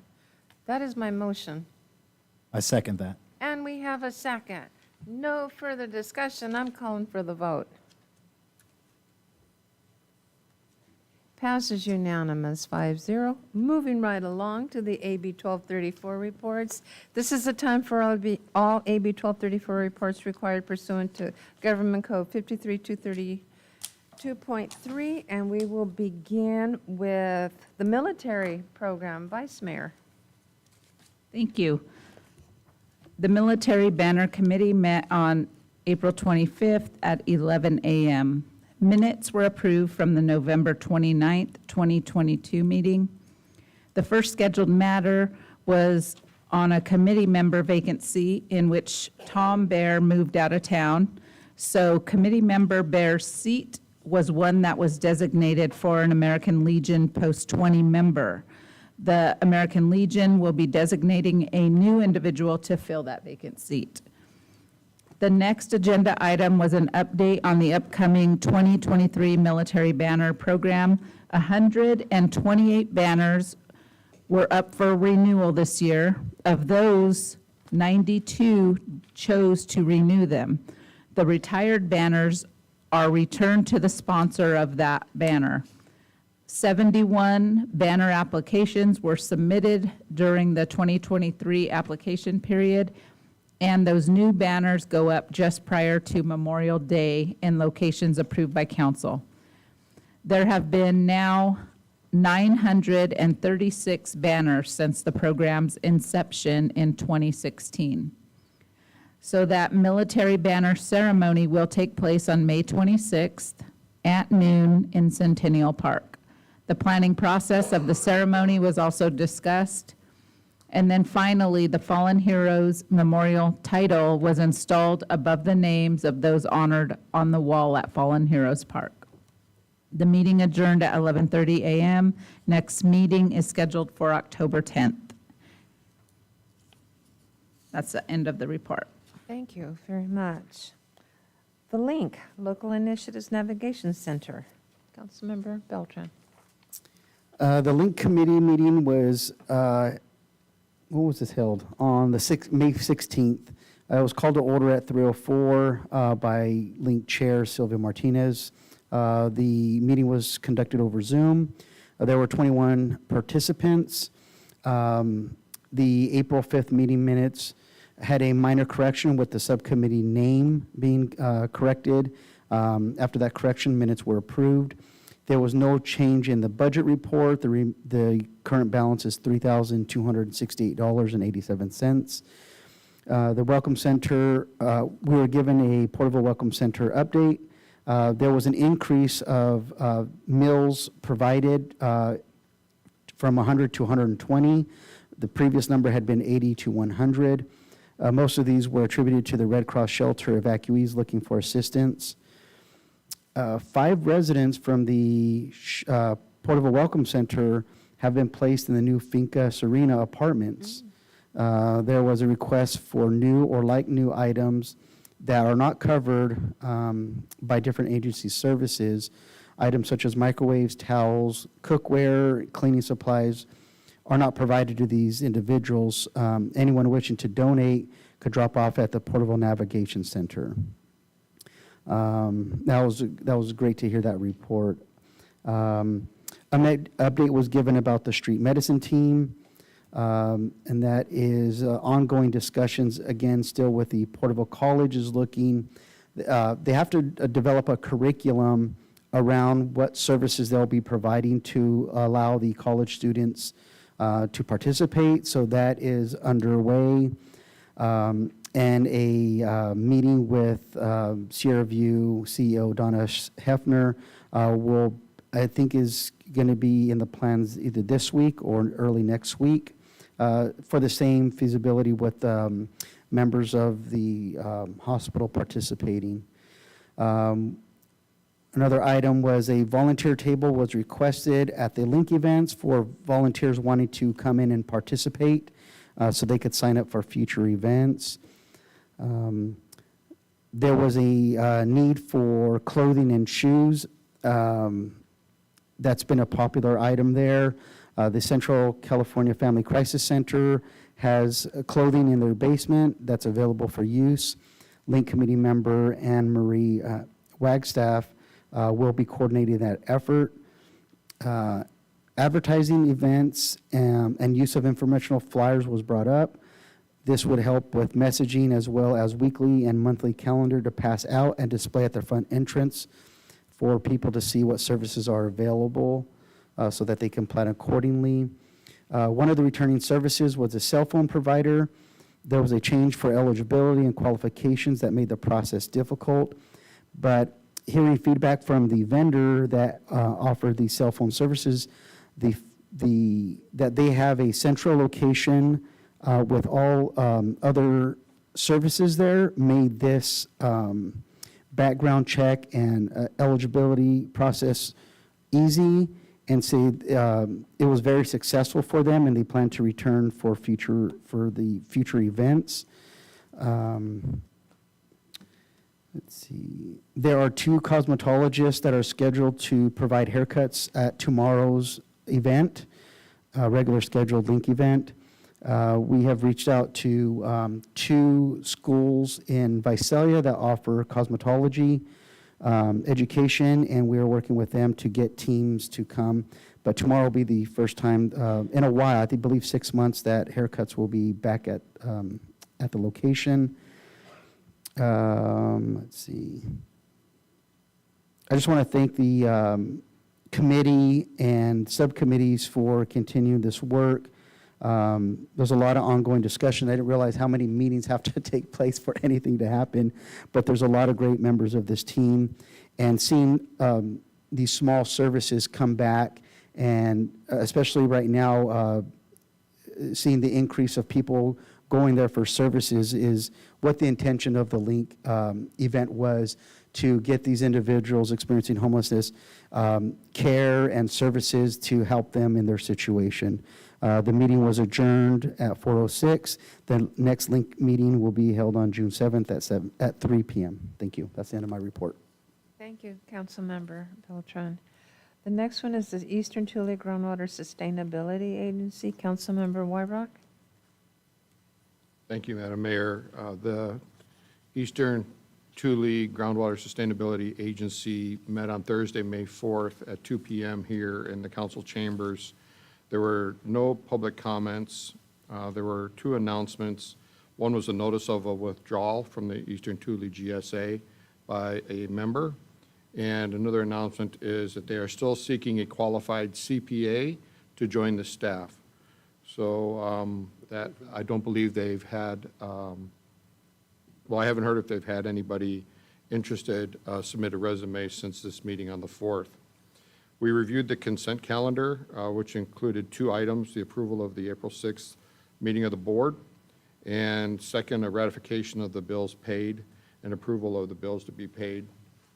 We moved on to a couple of administration type items, 4 in total. The first 2, well, the first one was to seek approval of the Eastern Tule GSA's 9th amended rules and regulations, which were provided to the group. The majority of it is, of this amended rules and regulations is based on land subsidence monitoring and also a management committee. There's 3 different types of land subsidence zones. The first one is 1.5 feet to 1.99 feet. The second is 2.0 to 2.49 feet. And the third is 2.5 to 2.99 feet. Tier 1 penalties and enforcement are also part of this land subsidence monitoring. The more it sinks, basically, the more you may have to pay. The draft, or the the 9th amended rules and regulations gives a lot of details and examples on each of those 3 levels of subsidence. It was a very good report and a good change to the rules and regulations. The second item that was approved was a review of the logo for the Eastern Thule GSA. There's a little bit of discussion, and they finally chose one over the other two. A total of 3 were submitted for our consideration. And it's nice-looking work, and you'll be seeing it soon on different documents. If you haven't already seen it, it's not quite on the webpage yet, except the current website, the blue dot of, or blue drop of water is kind of a rollover, I guess, from what we have on the website. The third item is to set a date for the public hearing to enforce Tier 1 penalty delinquencies, and that proposed date of June 15, 2023 at 10 o'clock a.m. was confirmed. That is a regular meeting of the board, and that will be happening here in the council chambers. And then we received, the fourth item is a report from Four Creeks on the accounting and invoicing and how they're making progress with the different members. And that was the end of the administrative type items to talk about. We went into governmental and legislative matters. There was an action to consider approval for a request for letters of support from State Assemblyman Devin Mathis for AB 62 and AB 66. The board unanimously, I believe it was a unanimous vote to approve and write those letters of support for Assemblyman Devin Mathis for AB 62 and AB 66. The second action was to consider for a request for letters of support for State Senator Shannon Groves for Senate Bill 550 and Senate Bill 651, and there was no action taken to issue those letters of support on that item. There was a stakeholder outreach and community engagement report, very dynamic outreach by our director.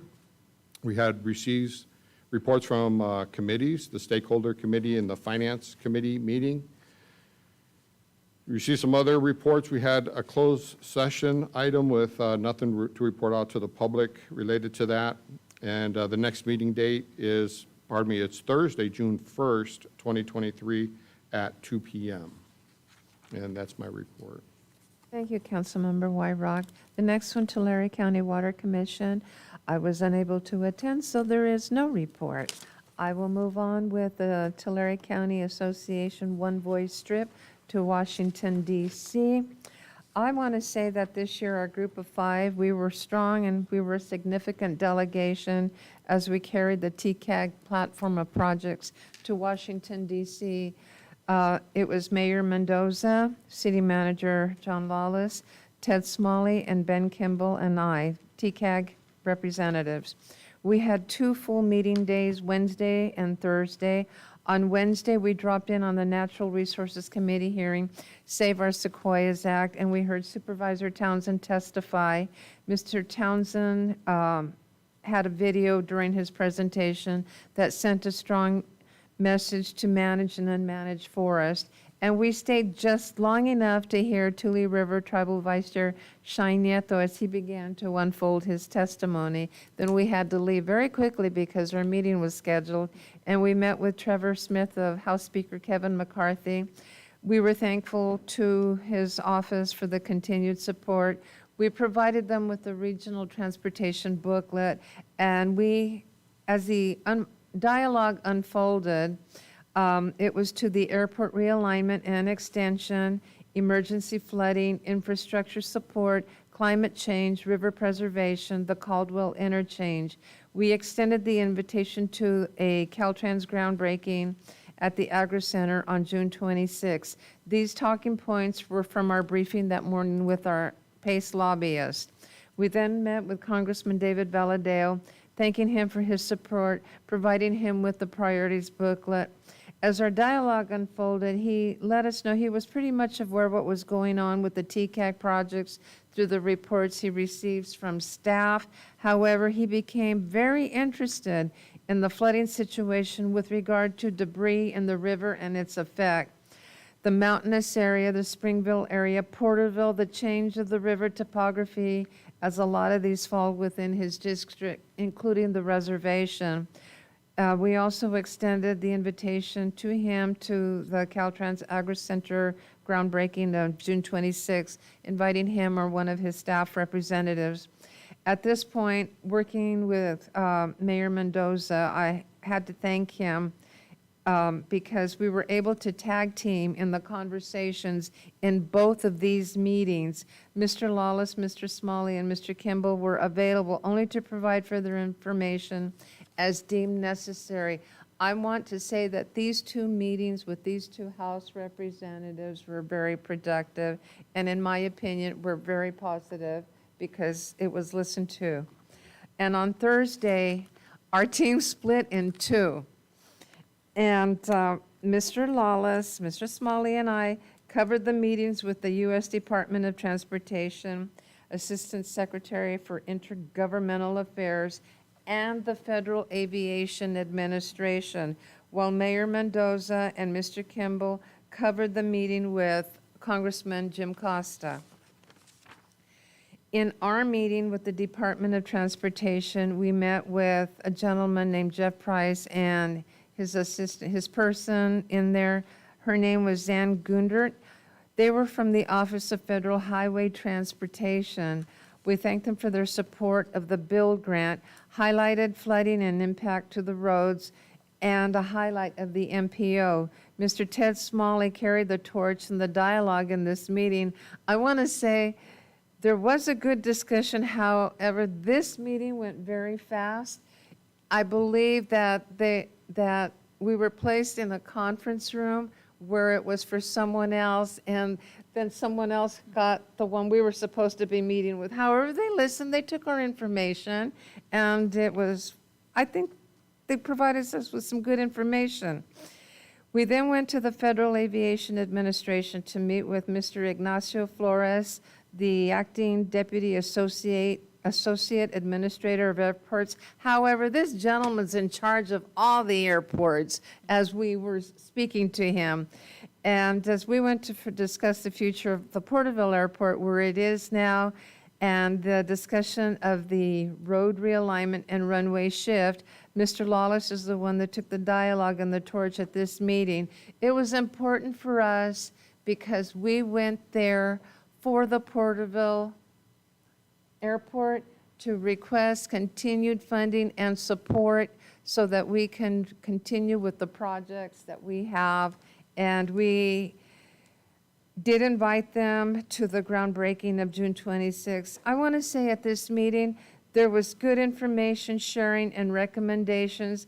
We were encouraged to continue to apply for funding sources and to be creative, and that there are many, many monies out there that are available. So that was on a positive note.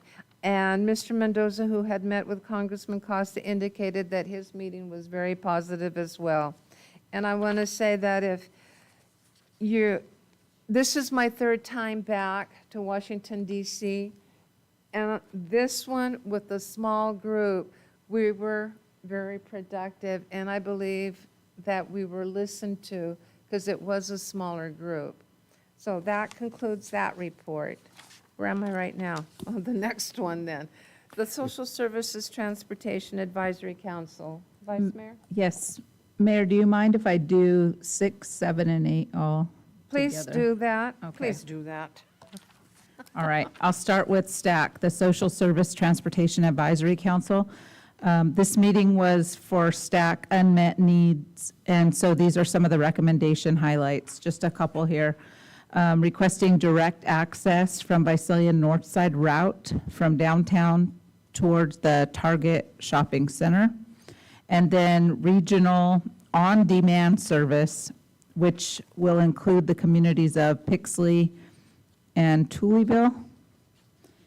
And then, so that kind of summarizes the highlights there. And then CalVans, on to the CalVans meeting. This is the May meeting. Proposed CalVans budget totals $14.3 million, with $2.4 million allocated for staff salaries and benefits, and $11.9 million for services and supplies. Currently, there are 33 total van pools based in Tulare County.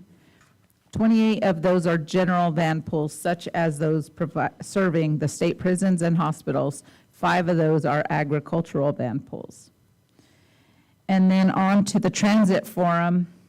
A summary on that is the Visalia Transit and TCRTA continue to work on and operations plan for regional on-demand micro transit service. Continue meeting weekly with VIA. On-demand service target is for late 2023. And then TCAG is working on transit performance measures, and those would be focused on cost per passenger and passengers per hour, and then providing an annual report to the TCAG board. And that concludes those 3 reports. Thank you. We'll now move on to the Tulare County Economic Development Corporation. Mr. Ridenour. Thank you, Mayor. Yes, so I attended the strategic planning session for the Tulare County Economic Development Corporation on May 11th. The agenda we went through recapped the prior planning session and went through a budget discussion, some proposed new programs, as well as they gave update about board seats. The discussion really centered around the budget and and them looking to reduce the budget. And so they produced on the screen some scenarios to where they were going to eliminate certain items that were causing overhead. Also, they were looking to propose that they're going to go fully virtual. So the EDC is now virtual, but they'll still be able to use the Workforce Investment Board location for board meetings and other meetings that they need to have. They spoke about some new programs that they're looking at, such as economic impact reporting, where they would charge a fee for the use of software that they purchase for the economic development impacting there. And that concludes my report. Thank you. Thank you for attending that for us. It is really appreciated. The next one is Tulare County Association of Governments. I believed I was going to carry it over, but I'm going to do it. I'm going to go ahead and do this report. We met yesterday. It began with a workshop at 12 noon. It was a KNN presentation. We were provided with an overview which included the summary of outstanding debt from 2014 to 2020 sales tax revenue bonds, the features of sales tax revenue bonds, refunding, also known as refinancing, of the 2014 STRBs, updated expenditure plan and cash flow model, the capacity of new money borrowing to fund regional projects, municipal bond market update.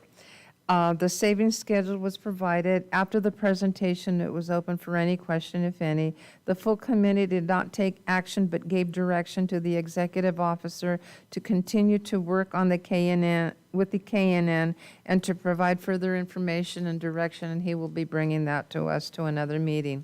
The actual TCAG meeting began at 1 o'clock. On the transportation consent calendar, there were 3 action items. The adoption of resolutions to approve the Transportation Development Act claims for the cities of Exeter, Farmersville, Lindsay, and Tulare County Regional Transit Agency 2022-2023. Approved Transportation Development Act claim for the city of Visalia for the fiscal year 2022-23. The Systems Performance, Freight Congestion Mitigation, and Air Quality CMAQ target setting.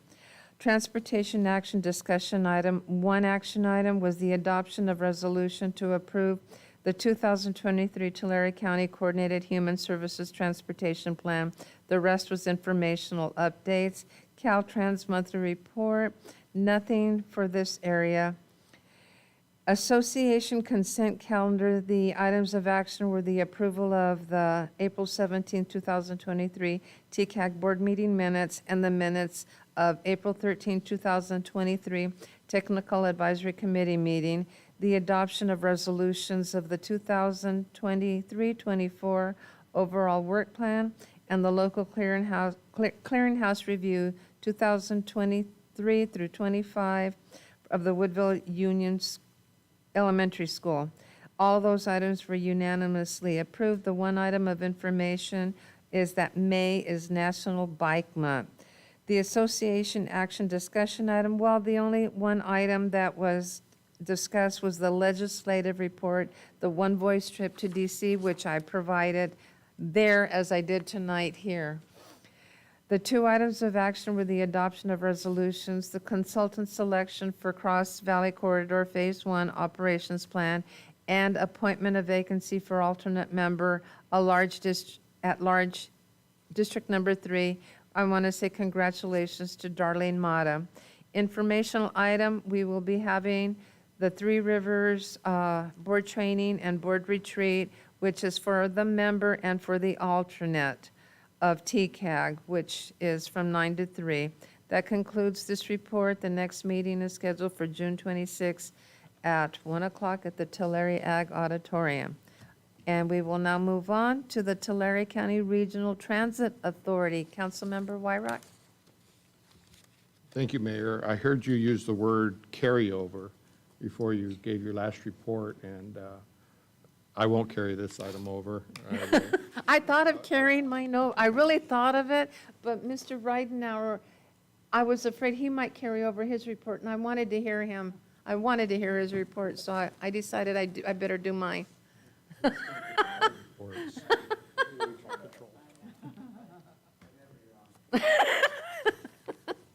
Thank you. Last evening, May 15th at 6 p.m., the Tulare County Regional Transit Agency met at their offices on Church Street in Visalia.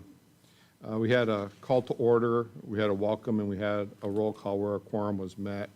We had the Pledge of Allegiance and opened up the floor for public comment, and there was none.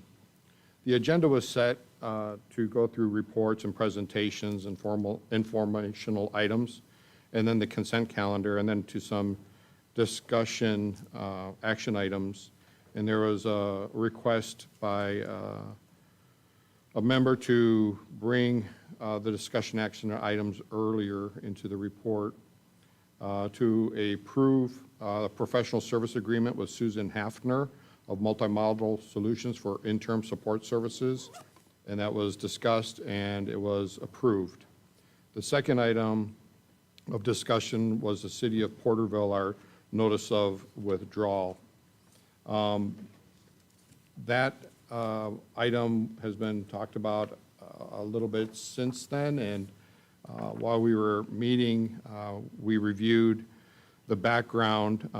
The Joint Powers Agency, which was formed by the County of Tulare with the cities of Dinuba and including Porterville and others, that we had an agreement that became effective in August of 2020, and that Joint Powers Agreement empowers member agencies to exercise their common powers through the formation of the TCRTA. And Article 2 of that in Section 14 is regarding the withdrawal and readmission of member agencies.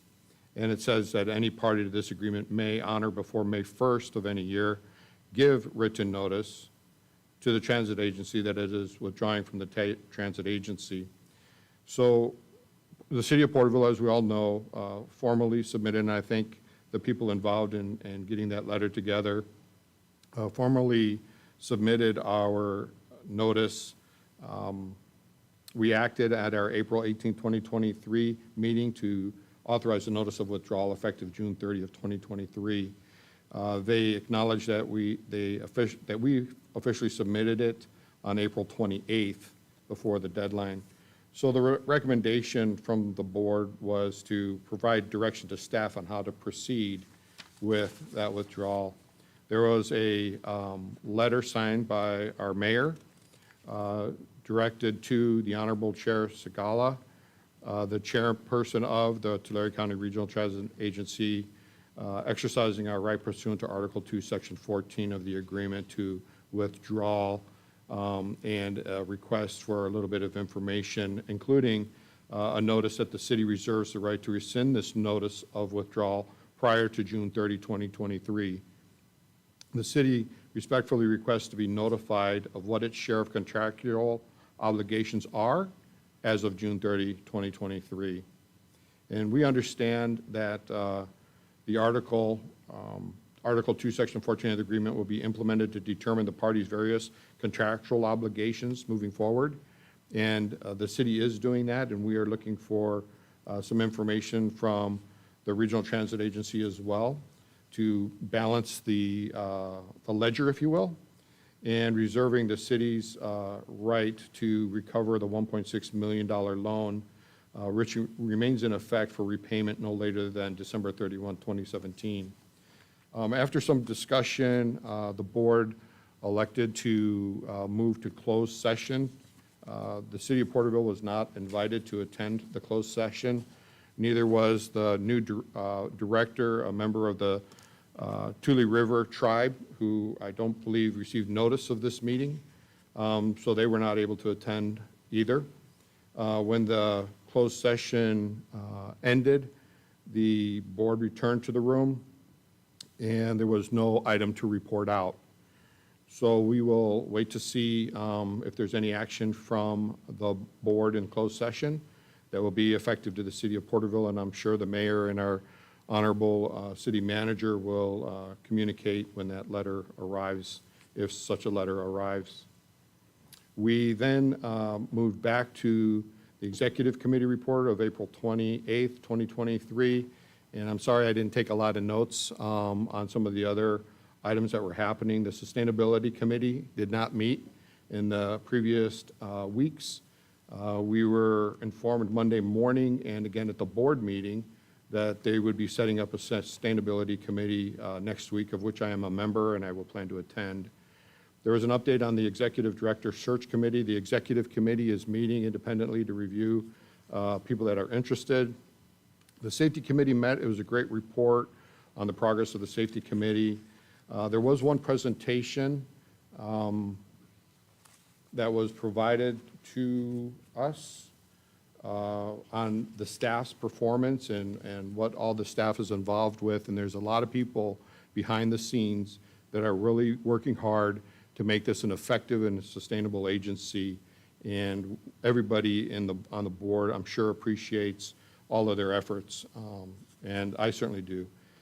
We then went to the consent calendar items. We approved the minutes of April 23. There was no director's report. There was a request for future agenda items, and that was pretty much the end of it. We adjourned to the June 14th, 2023 meeting.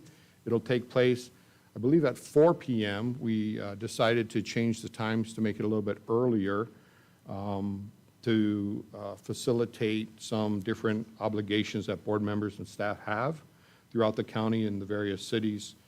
So I believe I have that right. I don't have my notes right here. June 14th, 2023 at 4 p.m. at the Church Street offices of the Tulare County Regional Transit Agency. Any questions? Hearing none, thank you, Mayor. I have one. I caught the change of time. Did they say that meetings were going to continue to be at that location every time? I didn't. There was some discussion about moving it around as TCAG meetings move around, but we did not move to take it on the road. Yeah. Thank you. My recollection. Probably better to keep it at the same place. Probably, yeah. Okay, thank you very much. We'll now move into oral communications. And I don't see anybody that would like to come forward in oral Claudia? No. Oh, do we have anyone on virtually? No, Your Honor. Thank you. We'll now go on to other matters. Councilmember Beltran. I wanted to thank Yolanda for giving the Flag Day update.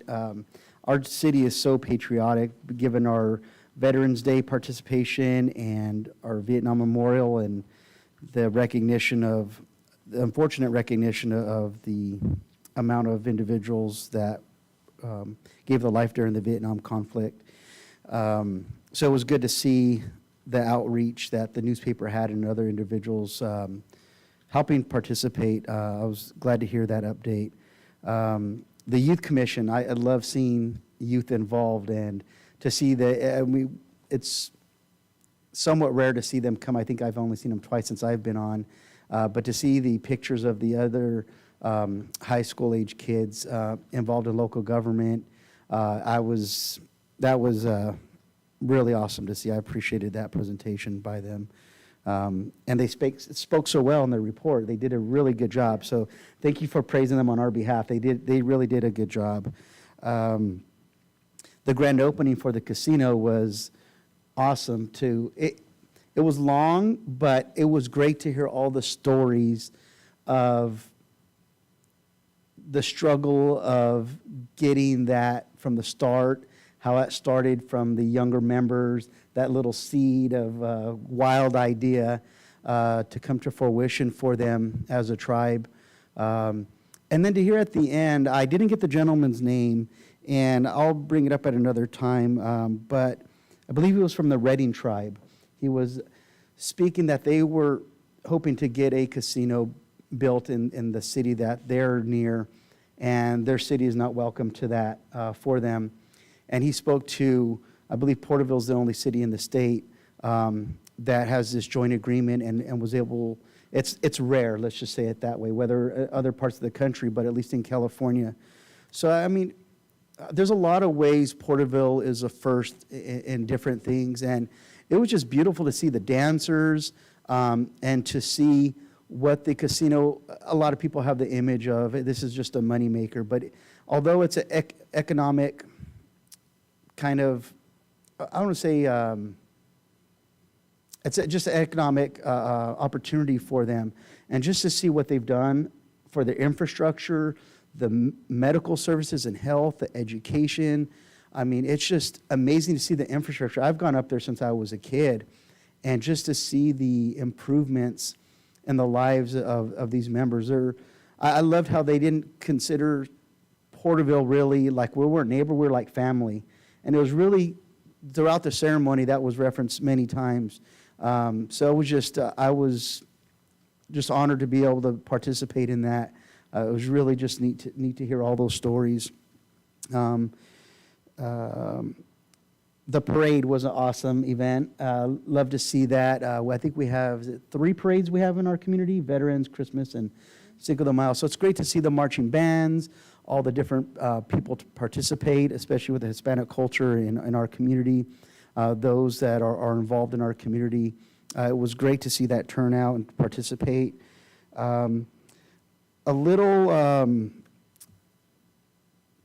The graduation is coming up. We're not going to have another meeting until, they're going to graduate before those ceremonies. And just good luck to these individuals going on to college, going out into the workforce, between PUSD, Porterville College, Burton. We really thrive in our community to the importance of education in our families, for our youth. And so just good luck to all these, whether graduating from elementary school, junior high to high school to college, or trade schools. Just good luck to those young individuals. And the last thing is to my son. Family time is important to me. Today's the first time I missed an event of his. He had a band concert today. So it's a sacrifice for our families. And I have 3 adult sons. I don't think I ever missed an event. This is the first time I missed something, and I love you. I know you did a great job, and I'll be there at the next one, I promise. Thank you. Thank you. Councilmember Wyrock?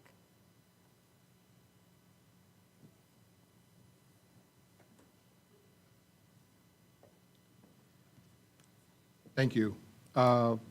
I was traveling on Westfield, just west of West Main Street, where we had installed some sewer laterals, and they kind of settled.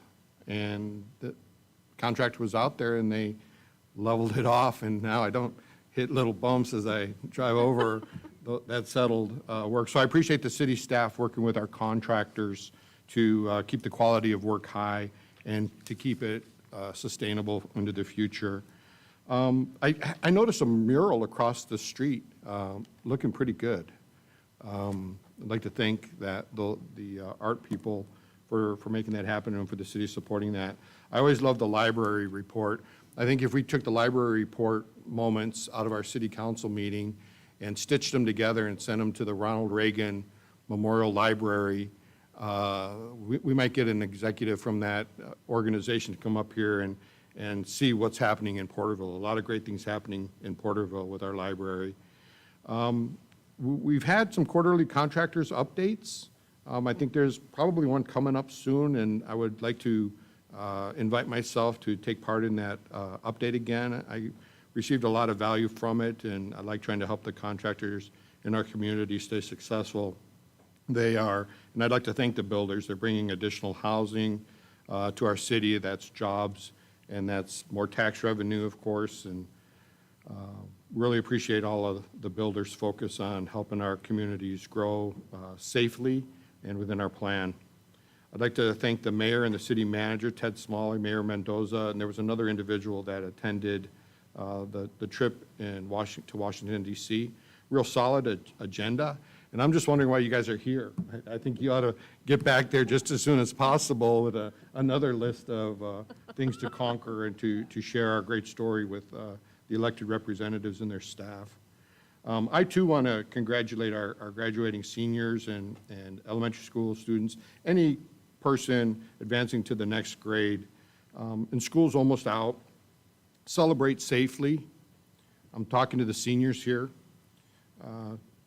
Don't drink, don't drive, drive safe. And I'd like to thank all the staff, the educators, the teachers, the staff of the school districts, the district representatives for helping all of our young people get a high-quality education. Don't drink, don't drive drunk. I also attended the casino opening recently. I really enjoyed it. Went back for the concert. We had Reba in town, and I actually had a dream after that my wife and I danced the whole time in the middle aisle, and then, you know, it was finally noticed after about the 10th song, and we were invited up on the stage to dance with them, because I heard life is a dance at the ribbon-cutting ceremonies to celebrate life. And we're here for maybe 80 years at best. I'm just going to ask this question. Name your mother's maiden name. Just think about that. Your mother's maiden name. How about your mother's mother's maiden name? How about your mother's mother's mother's maiden name? At best, we're going to be remembered for 3 generations. So dance. And lastly, I want to say I had dinner at the casino, and I ordered a glass of ice water. And I tell you what, that ice water came, and I noticed the ice cubes, and they were like crystal clear. And I tasted that water. It was the best water I've ever tasted. It was the perfect glass of water, and I want to thank you, Mr. Knight, and your team for your determination to get clean drinking water to that facility. Thank you. Thank you for that. Okay. Councilmember Meister. Oh, man, it's so hard following these guys, and there's so many sacrifices, Raymond, and I feel you, and great sentiment there. You know, to our mothers, I just want to wish you all a happy Mother's Day. It was just passed, and, you know, sometimes as fathers, we take for granted our mothers, and you truly are the backbones of the family, and you keep us whole and nourish our children, and you're greatly appreciated. I wanted to thank the Thule tribe and congratulate them on opening their casino. I found out that Michael Knight has a weird fetish for Reba McEntire. He was screaming the whole time, "I love Reba," and singing every song. I was like, wow, how does he know every song? It was quite amazing. Also, it's National Appreciation for Police Week. And so I just want to, you two back there, thank you guys. Thank you for the work you do. We appreciate everything you do. You are the backbone of our community, right? You keep us safe. And so just for myself, I am greatly appreciative of you guys and love you guys. So, and then I attended May 9th Flag Day Celebration Committee. May 9th, I went to the committee meeting, and we talked about some of the issues, some of the funding issues. And this year, the theme is Welcome Home Veterans, and the select MC is Robert Lasatovich. Lasitovich. Great man, Vietnam veteran. Really cool to meet him. I was tasked with finding the guest speaker, which I was able to lock in, Sheriff Boudreaux. And then we talked about ways to, they've had issues with funding. And so they're trying to find ways to cut corners. And so we talked about some ways we could save some money. And one was utilizing the city to hook up the flag. And a great idea came across the table to ask our firefighters to do it. And so I reached out to John, and it will be on the table here in the future for our city firefighters to get involved. And we'd use the honor guard and a ladder truck, which I think would be fantastic. We've heard Yolanda talk about some of the financial issues, and I personally wanted to use $500 of some of the funds that I have for myself, but something that staff informed me on was special purpose funds. And I thought, how great would it be for us as a council to cover this $2,743 that they're short from the repairs from 2 years ago on the flagpole. So I just wanted to see how you guys felt about it, bring it to you, and see if you guys would like to use our special funds purpose to fill this void. I don't know do I have to ask for To be placed on the agenda. to be placed on the agenda, so we'd have to vote on it, correct? Yeah, similar, so given, and it requires a resolution to use those funds, because it's one of your reserve funds, and all your reserve funds, but every year, $100,000 is appropriated to the council for special one-time purposes, and so. TBD, so that's Right. the part that needs a resolution. Yeah, So- so there's a resolution that's required to be adopted for the use of those funds. So this is a proud tradition in our community, and some of the issues is that seed money, right? And if I thought if we could come together and push forward that $2,743, they would have the money they raised this year to seed for the future, and hopefully get out of this. I don't know if we call it a crisis, but this debt.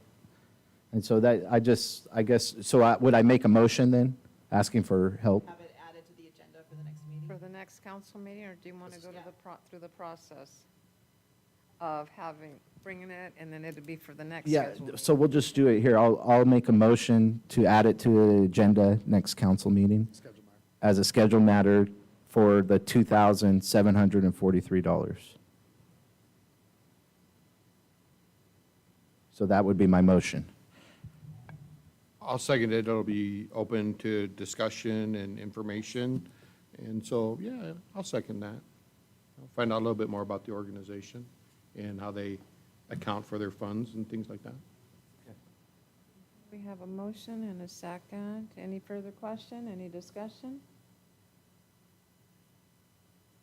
Call for the vote. That it be placed on the next item for discussion. Passes unanimous, 5-0. Okay. Thank you. Anything else? That'll be it. Okay, Vice Mayor?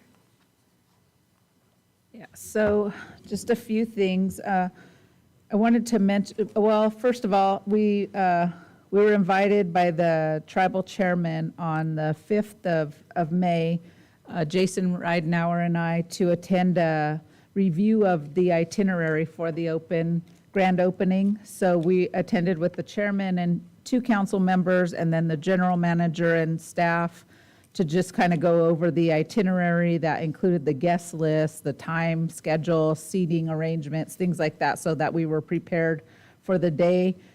We also delivered the city coins, and then we received a operations tour of the casino while everything was functioning, and met in the, executive conference room.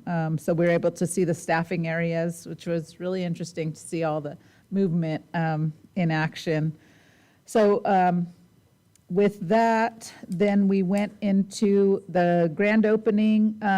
Wanted to thank the staff for assisting with that and being, I just feel very confident when attending events like that, because I feel like we're very prepared. and then the council members that were there also. And Wyrock, I heard you were there later and didn't get to see you, so I apologize for that. But thank you both for being there. I think one of the things that I was really proud of was there was a lot of speakers and it was really long, but it was a meaningful day. And, you know, a lot of the things that the tribe does, they always start with prayer. So that's really important to us, and prayer, and then having the dancers there in different capacities, elders and youth and spiritual leaders there. But one of the things that really stands out to me that I noticed from just the presentations and the certificates and all the representatives from all the different government offices in federal, state, local, was our plaque. And we got really high compliments on that. And it was noticed by several people that brought it up after. You know, all the details of the plaque, it being actually a plaque and not a certificate, but a framed plaque with our signatures engraved, and then the coins with the city and the tribe's logos, and then also the significance of the numbers. So I want to acknowledge Terry Romero on her work on that, being creative and just creating something really beautiful that is going to be long-lasting. Another thing that I got to do was, I don't know what day it was, but it was around Mother's Day weekend. We were invited by the chairman and vice chairman of the Santa Rosa Rancheria Apache tribe. They were going out to visit Tulare Lake.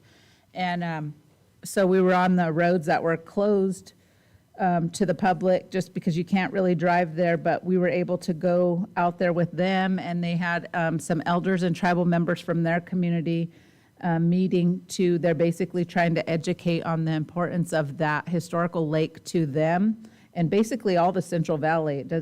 They talked about it doesn't belong to them, but they talked about the stories and history of it, and then the land, I guess the land route, the water route that is coming back right now. So we talked about that. We got to listen. I just kind of stayed in the back and observed and participated in the prayers and things like that.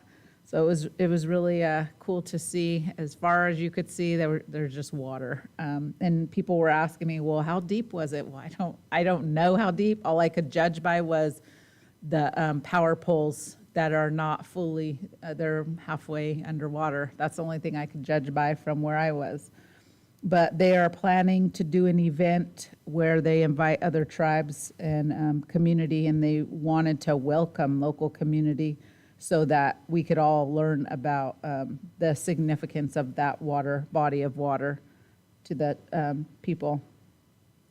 And then I want to thank the Youth Commission for coming in tonight and giving a really good presentation, and then even having the courage to develop some questions, which I think would be really good to set a time to do that, whether it be in a council meeting or outside. I would look forward to that if they wanted to ask questions. And then the last thing I want to say, I always love the library updates. So I always think this is our temporary library. Even during COVID, when they were across the street, they always had good numbers. So I just look forward to our library, our permanent library in the city, and then want to thank the local artists that came out. And I hope I can reach out, because I might have been one of the persons that he reached out to because of our mural. So I'll end there, Mayor. Thank you. Oh, thank you. Well, on May the 4th, it was an honor to have been invited to speak at the Just Bong Zero Knox Partnership event to commemorate the Historical International Partnership and to welcome the Just Bong Group to the city of Porterville. It was exciting because a little over a year ago, we had been invited to meet representatives from Just Bong, and now we were able to witness the two companies partner in taking clean technology to Ghana and promoting the sustainable development across Africa. And I was so proud of the city of Porterville Jason, Claudia, and Alita were present, Mr. Lawless, and to have Porterville called out as people that were in the House and represented. So I just want to say congratulations to the Jaspong and Zero Knox partnership. Also on that date, I want to thank Mr. Michael Knight and his staff who included us in the luncheon at the corporation yard. I love serving the bread. You know, when the staff comes through and just saying hi to them, and if they don't take a bread, I store it. I mean, then I have credits, you know, and if somebody else wants them, I'll determine whether they can have another piece of bread. But thank you for always doing that and including us. On May the 6th, the Cinco de Mayo parade, I mean, this is one of 3 parades, and I look forward to participating in all 3 of them. This year, what I did is I had a conversation with the gentleman that drove me in his convertible classic lowrider before I even got in and before the parade started. I wanted to make certain that no switches would be messed with and that we would be going through the parade low and slow, and that there would be no surprises of up and down and sideways. We did have music on, which I thought was pretty cool, because all through the parade, I kept hearing Cinco de Mayo, and it was wonderful to see all of the children's excitement more than anything as you went through the parade, just to see them and watch them. And on the 7th, on Sunday, I did go to the activities at Veterans Park for Cinco de Mayo. I did go for a brief window of time, and I was included that on a spontaneous swim, I was included as a part of the program. I was able to congratulate the Queen and her court and to offer them each a challenge coin on behalf of the city.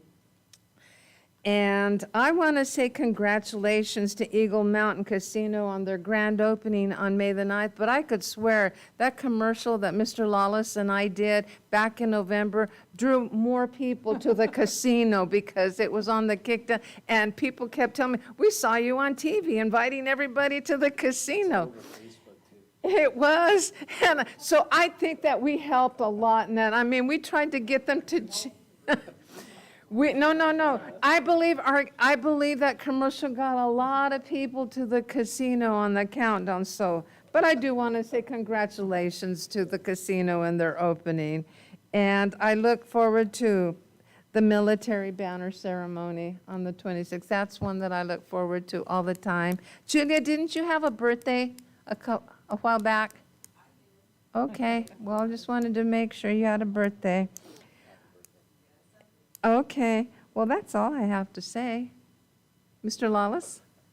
Yeah, thank you, Mayor. A lot of stuff I would have remarked too. I did want to, as you talked about the Peace Officers Week, and when the mayor and I were getting ready to fly out of Reagan, saw a special moment. The U.S. Border Patrol was there to receive, because it was Memorial Weekend in D.C., and was there to receive one of the family. It was, I would suggest, probably a mother. That was being flown in, and the honor guard was there to receive her. And so very, very solemn moment. And the airport was full of honor guards. In our hotel, we had the Harris County from Houston, Harris County Honor Guard, who was there to support their families as well. So it was a very solemn. It was touching. And obviously the experiences here leading to that. So the word said thank you for that. The busy, this is Fair Week. The city has a booth out there, so if you're out and about and want to stop by, I'm sure there's like a stress ball that's in the shape of water drop and water conservation and things like that. So stop by. City staff will be staffing that over the next week, thanks to Mr. Knight and a number of employees across the city that are staffing that. Thank you for the approval of K-Jug. Next week, you'll see your first concert next Wednesday evening. And then, as well as next week, Leadership Porterville will be having their graduation, so I'm sure you'll be seeing invitations to that. Great class there in Sacramento tomorrow, driving up tomorrow, there in the next couple days. And then followed next week with the military banner ceremony. And so, a lot going on. Very busy 2 weeks. Thank you. And next Tuesday as well is your study session on your priority goals Next Tuesday. Yeah, you continued it into this month from that, unless you would wish to reschedule it again. What time is our study session? Whatever time you want it, wish it to be. Okay. But do you want to go at, I'm looking at council. What time would you like study session to be? Council, 5:30? 5:30? Do you want to say 5:30? 4 o'clock? 5:30? If it, 4 o'clock? I was thinking 8 in the morning till 8 at night. I didn't know. Hey, no. 4 o'clock works. 4 put it out o'clock on PM. Friday, Okay, so 4 we- o'clock PM, next Tuesday, 4 o'clock PM. The 23rd. Mm-hmm. Just email me. Okay. Chief Cogburn, Chief Costello, Javier, Donnie. Maria won't turn her camera on. I know that. Where's Chief Javier, are you still there? Chief Costello. There he is. Good to see you guys. I want to thank you. There's one more thing I'd like to say. There's a department, you know, if we didn't have technology, we couldn't be seeing their faces here on this side. I really want to thank a Department of Technology to this regard because they do an amazing job. And Fernando, to keep all the machines connected over here, you know, we can't let, Jason, glad you got to make it to the council meeting this evening. I mean, who won? Well, it was a hard-fought game between the Dodgers and the Padres, and like always, the Dodgers beat the Padres. Okay, all right. Actually, in T-ball, everybody wins, but Mr. Knight, you okay? Doing great. All right. Patrice? All right. I was just going to clarify. I wasn't the only one screaming, "We rock." I do recall there were some others around me. Oh, lucky you. Lucky you. Claudia, I'm so happy you joined us this evening. You wanted to make sure we gave our reports correctly, huh?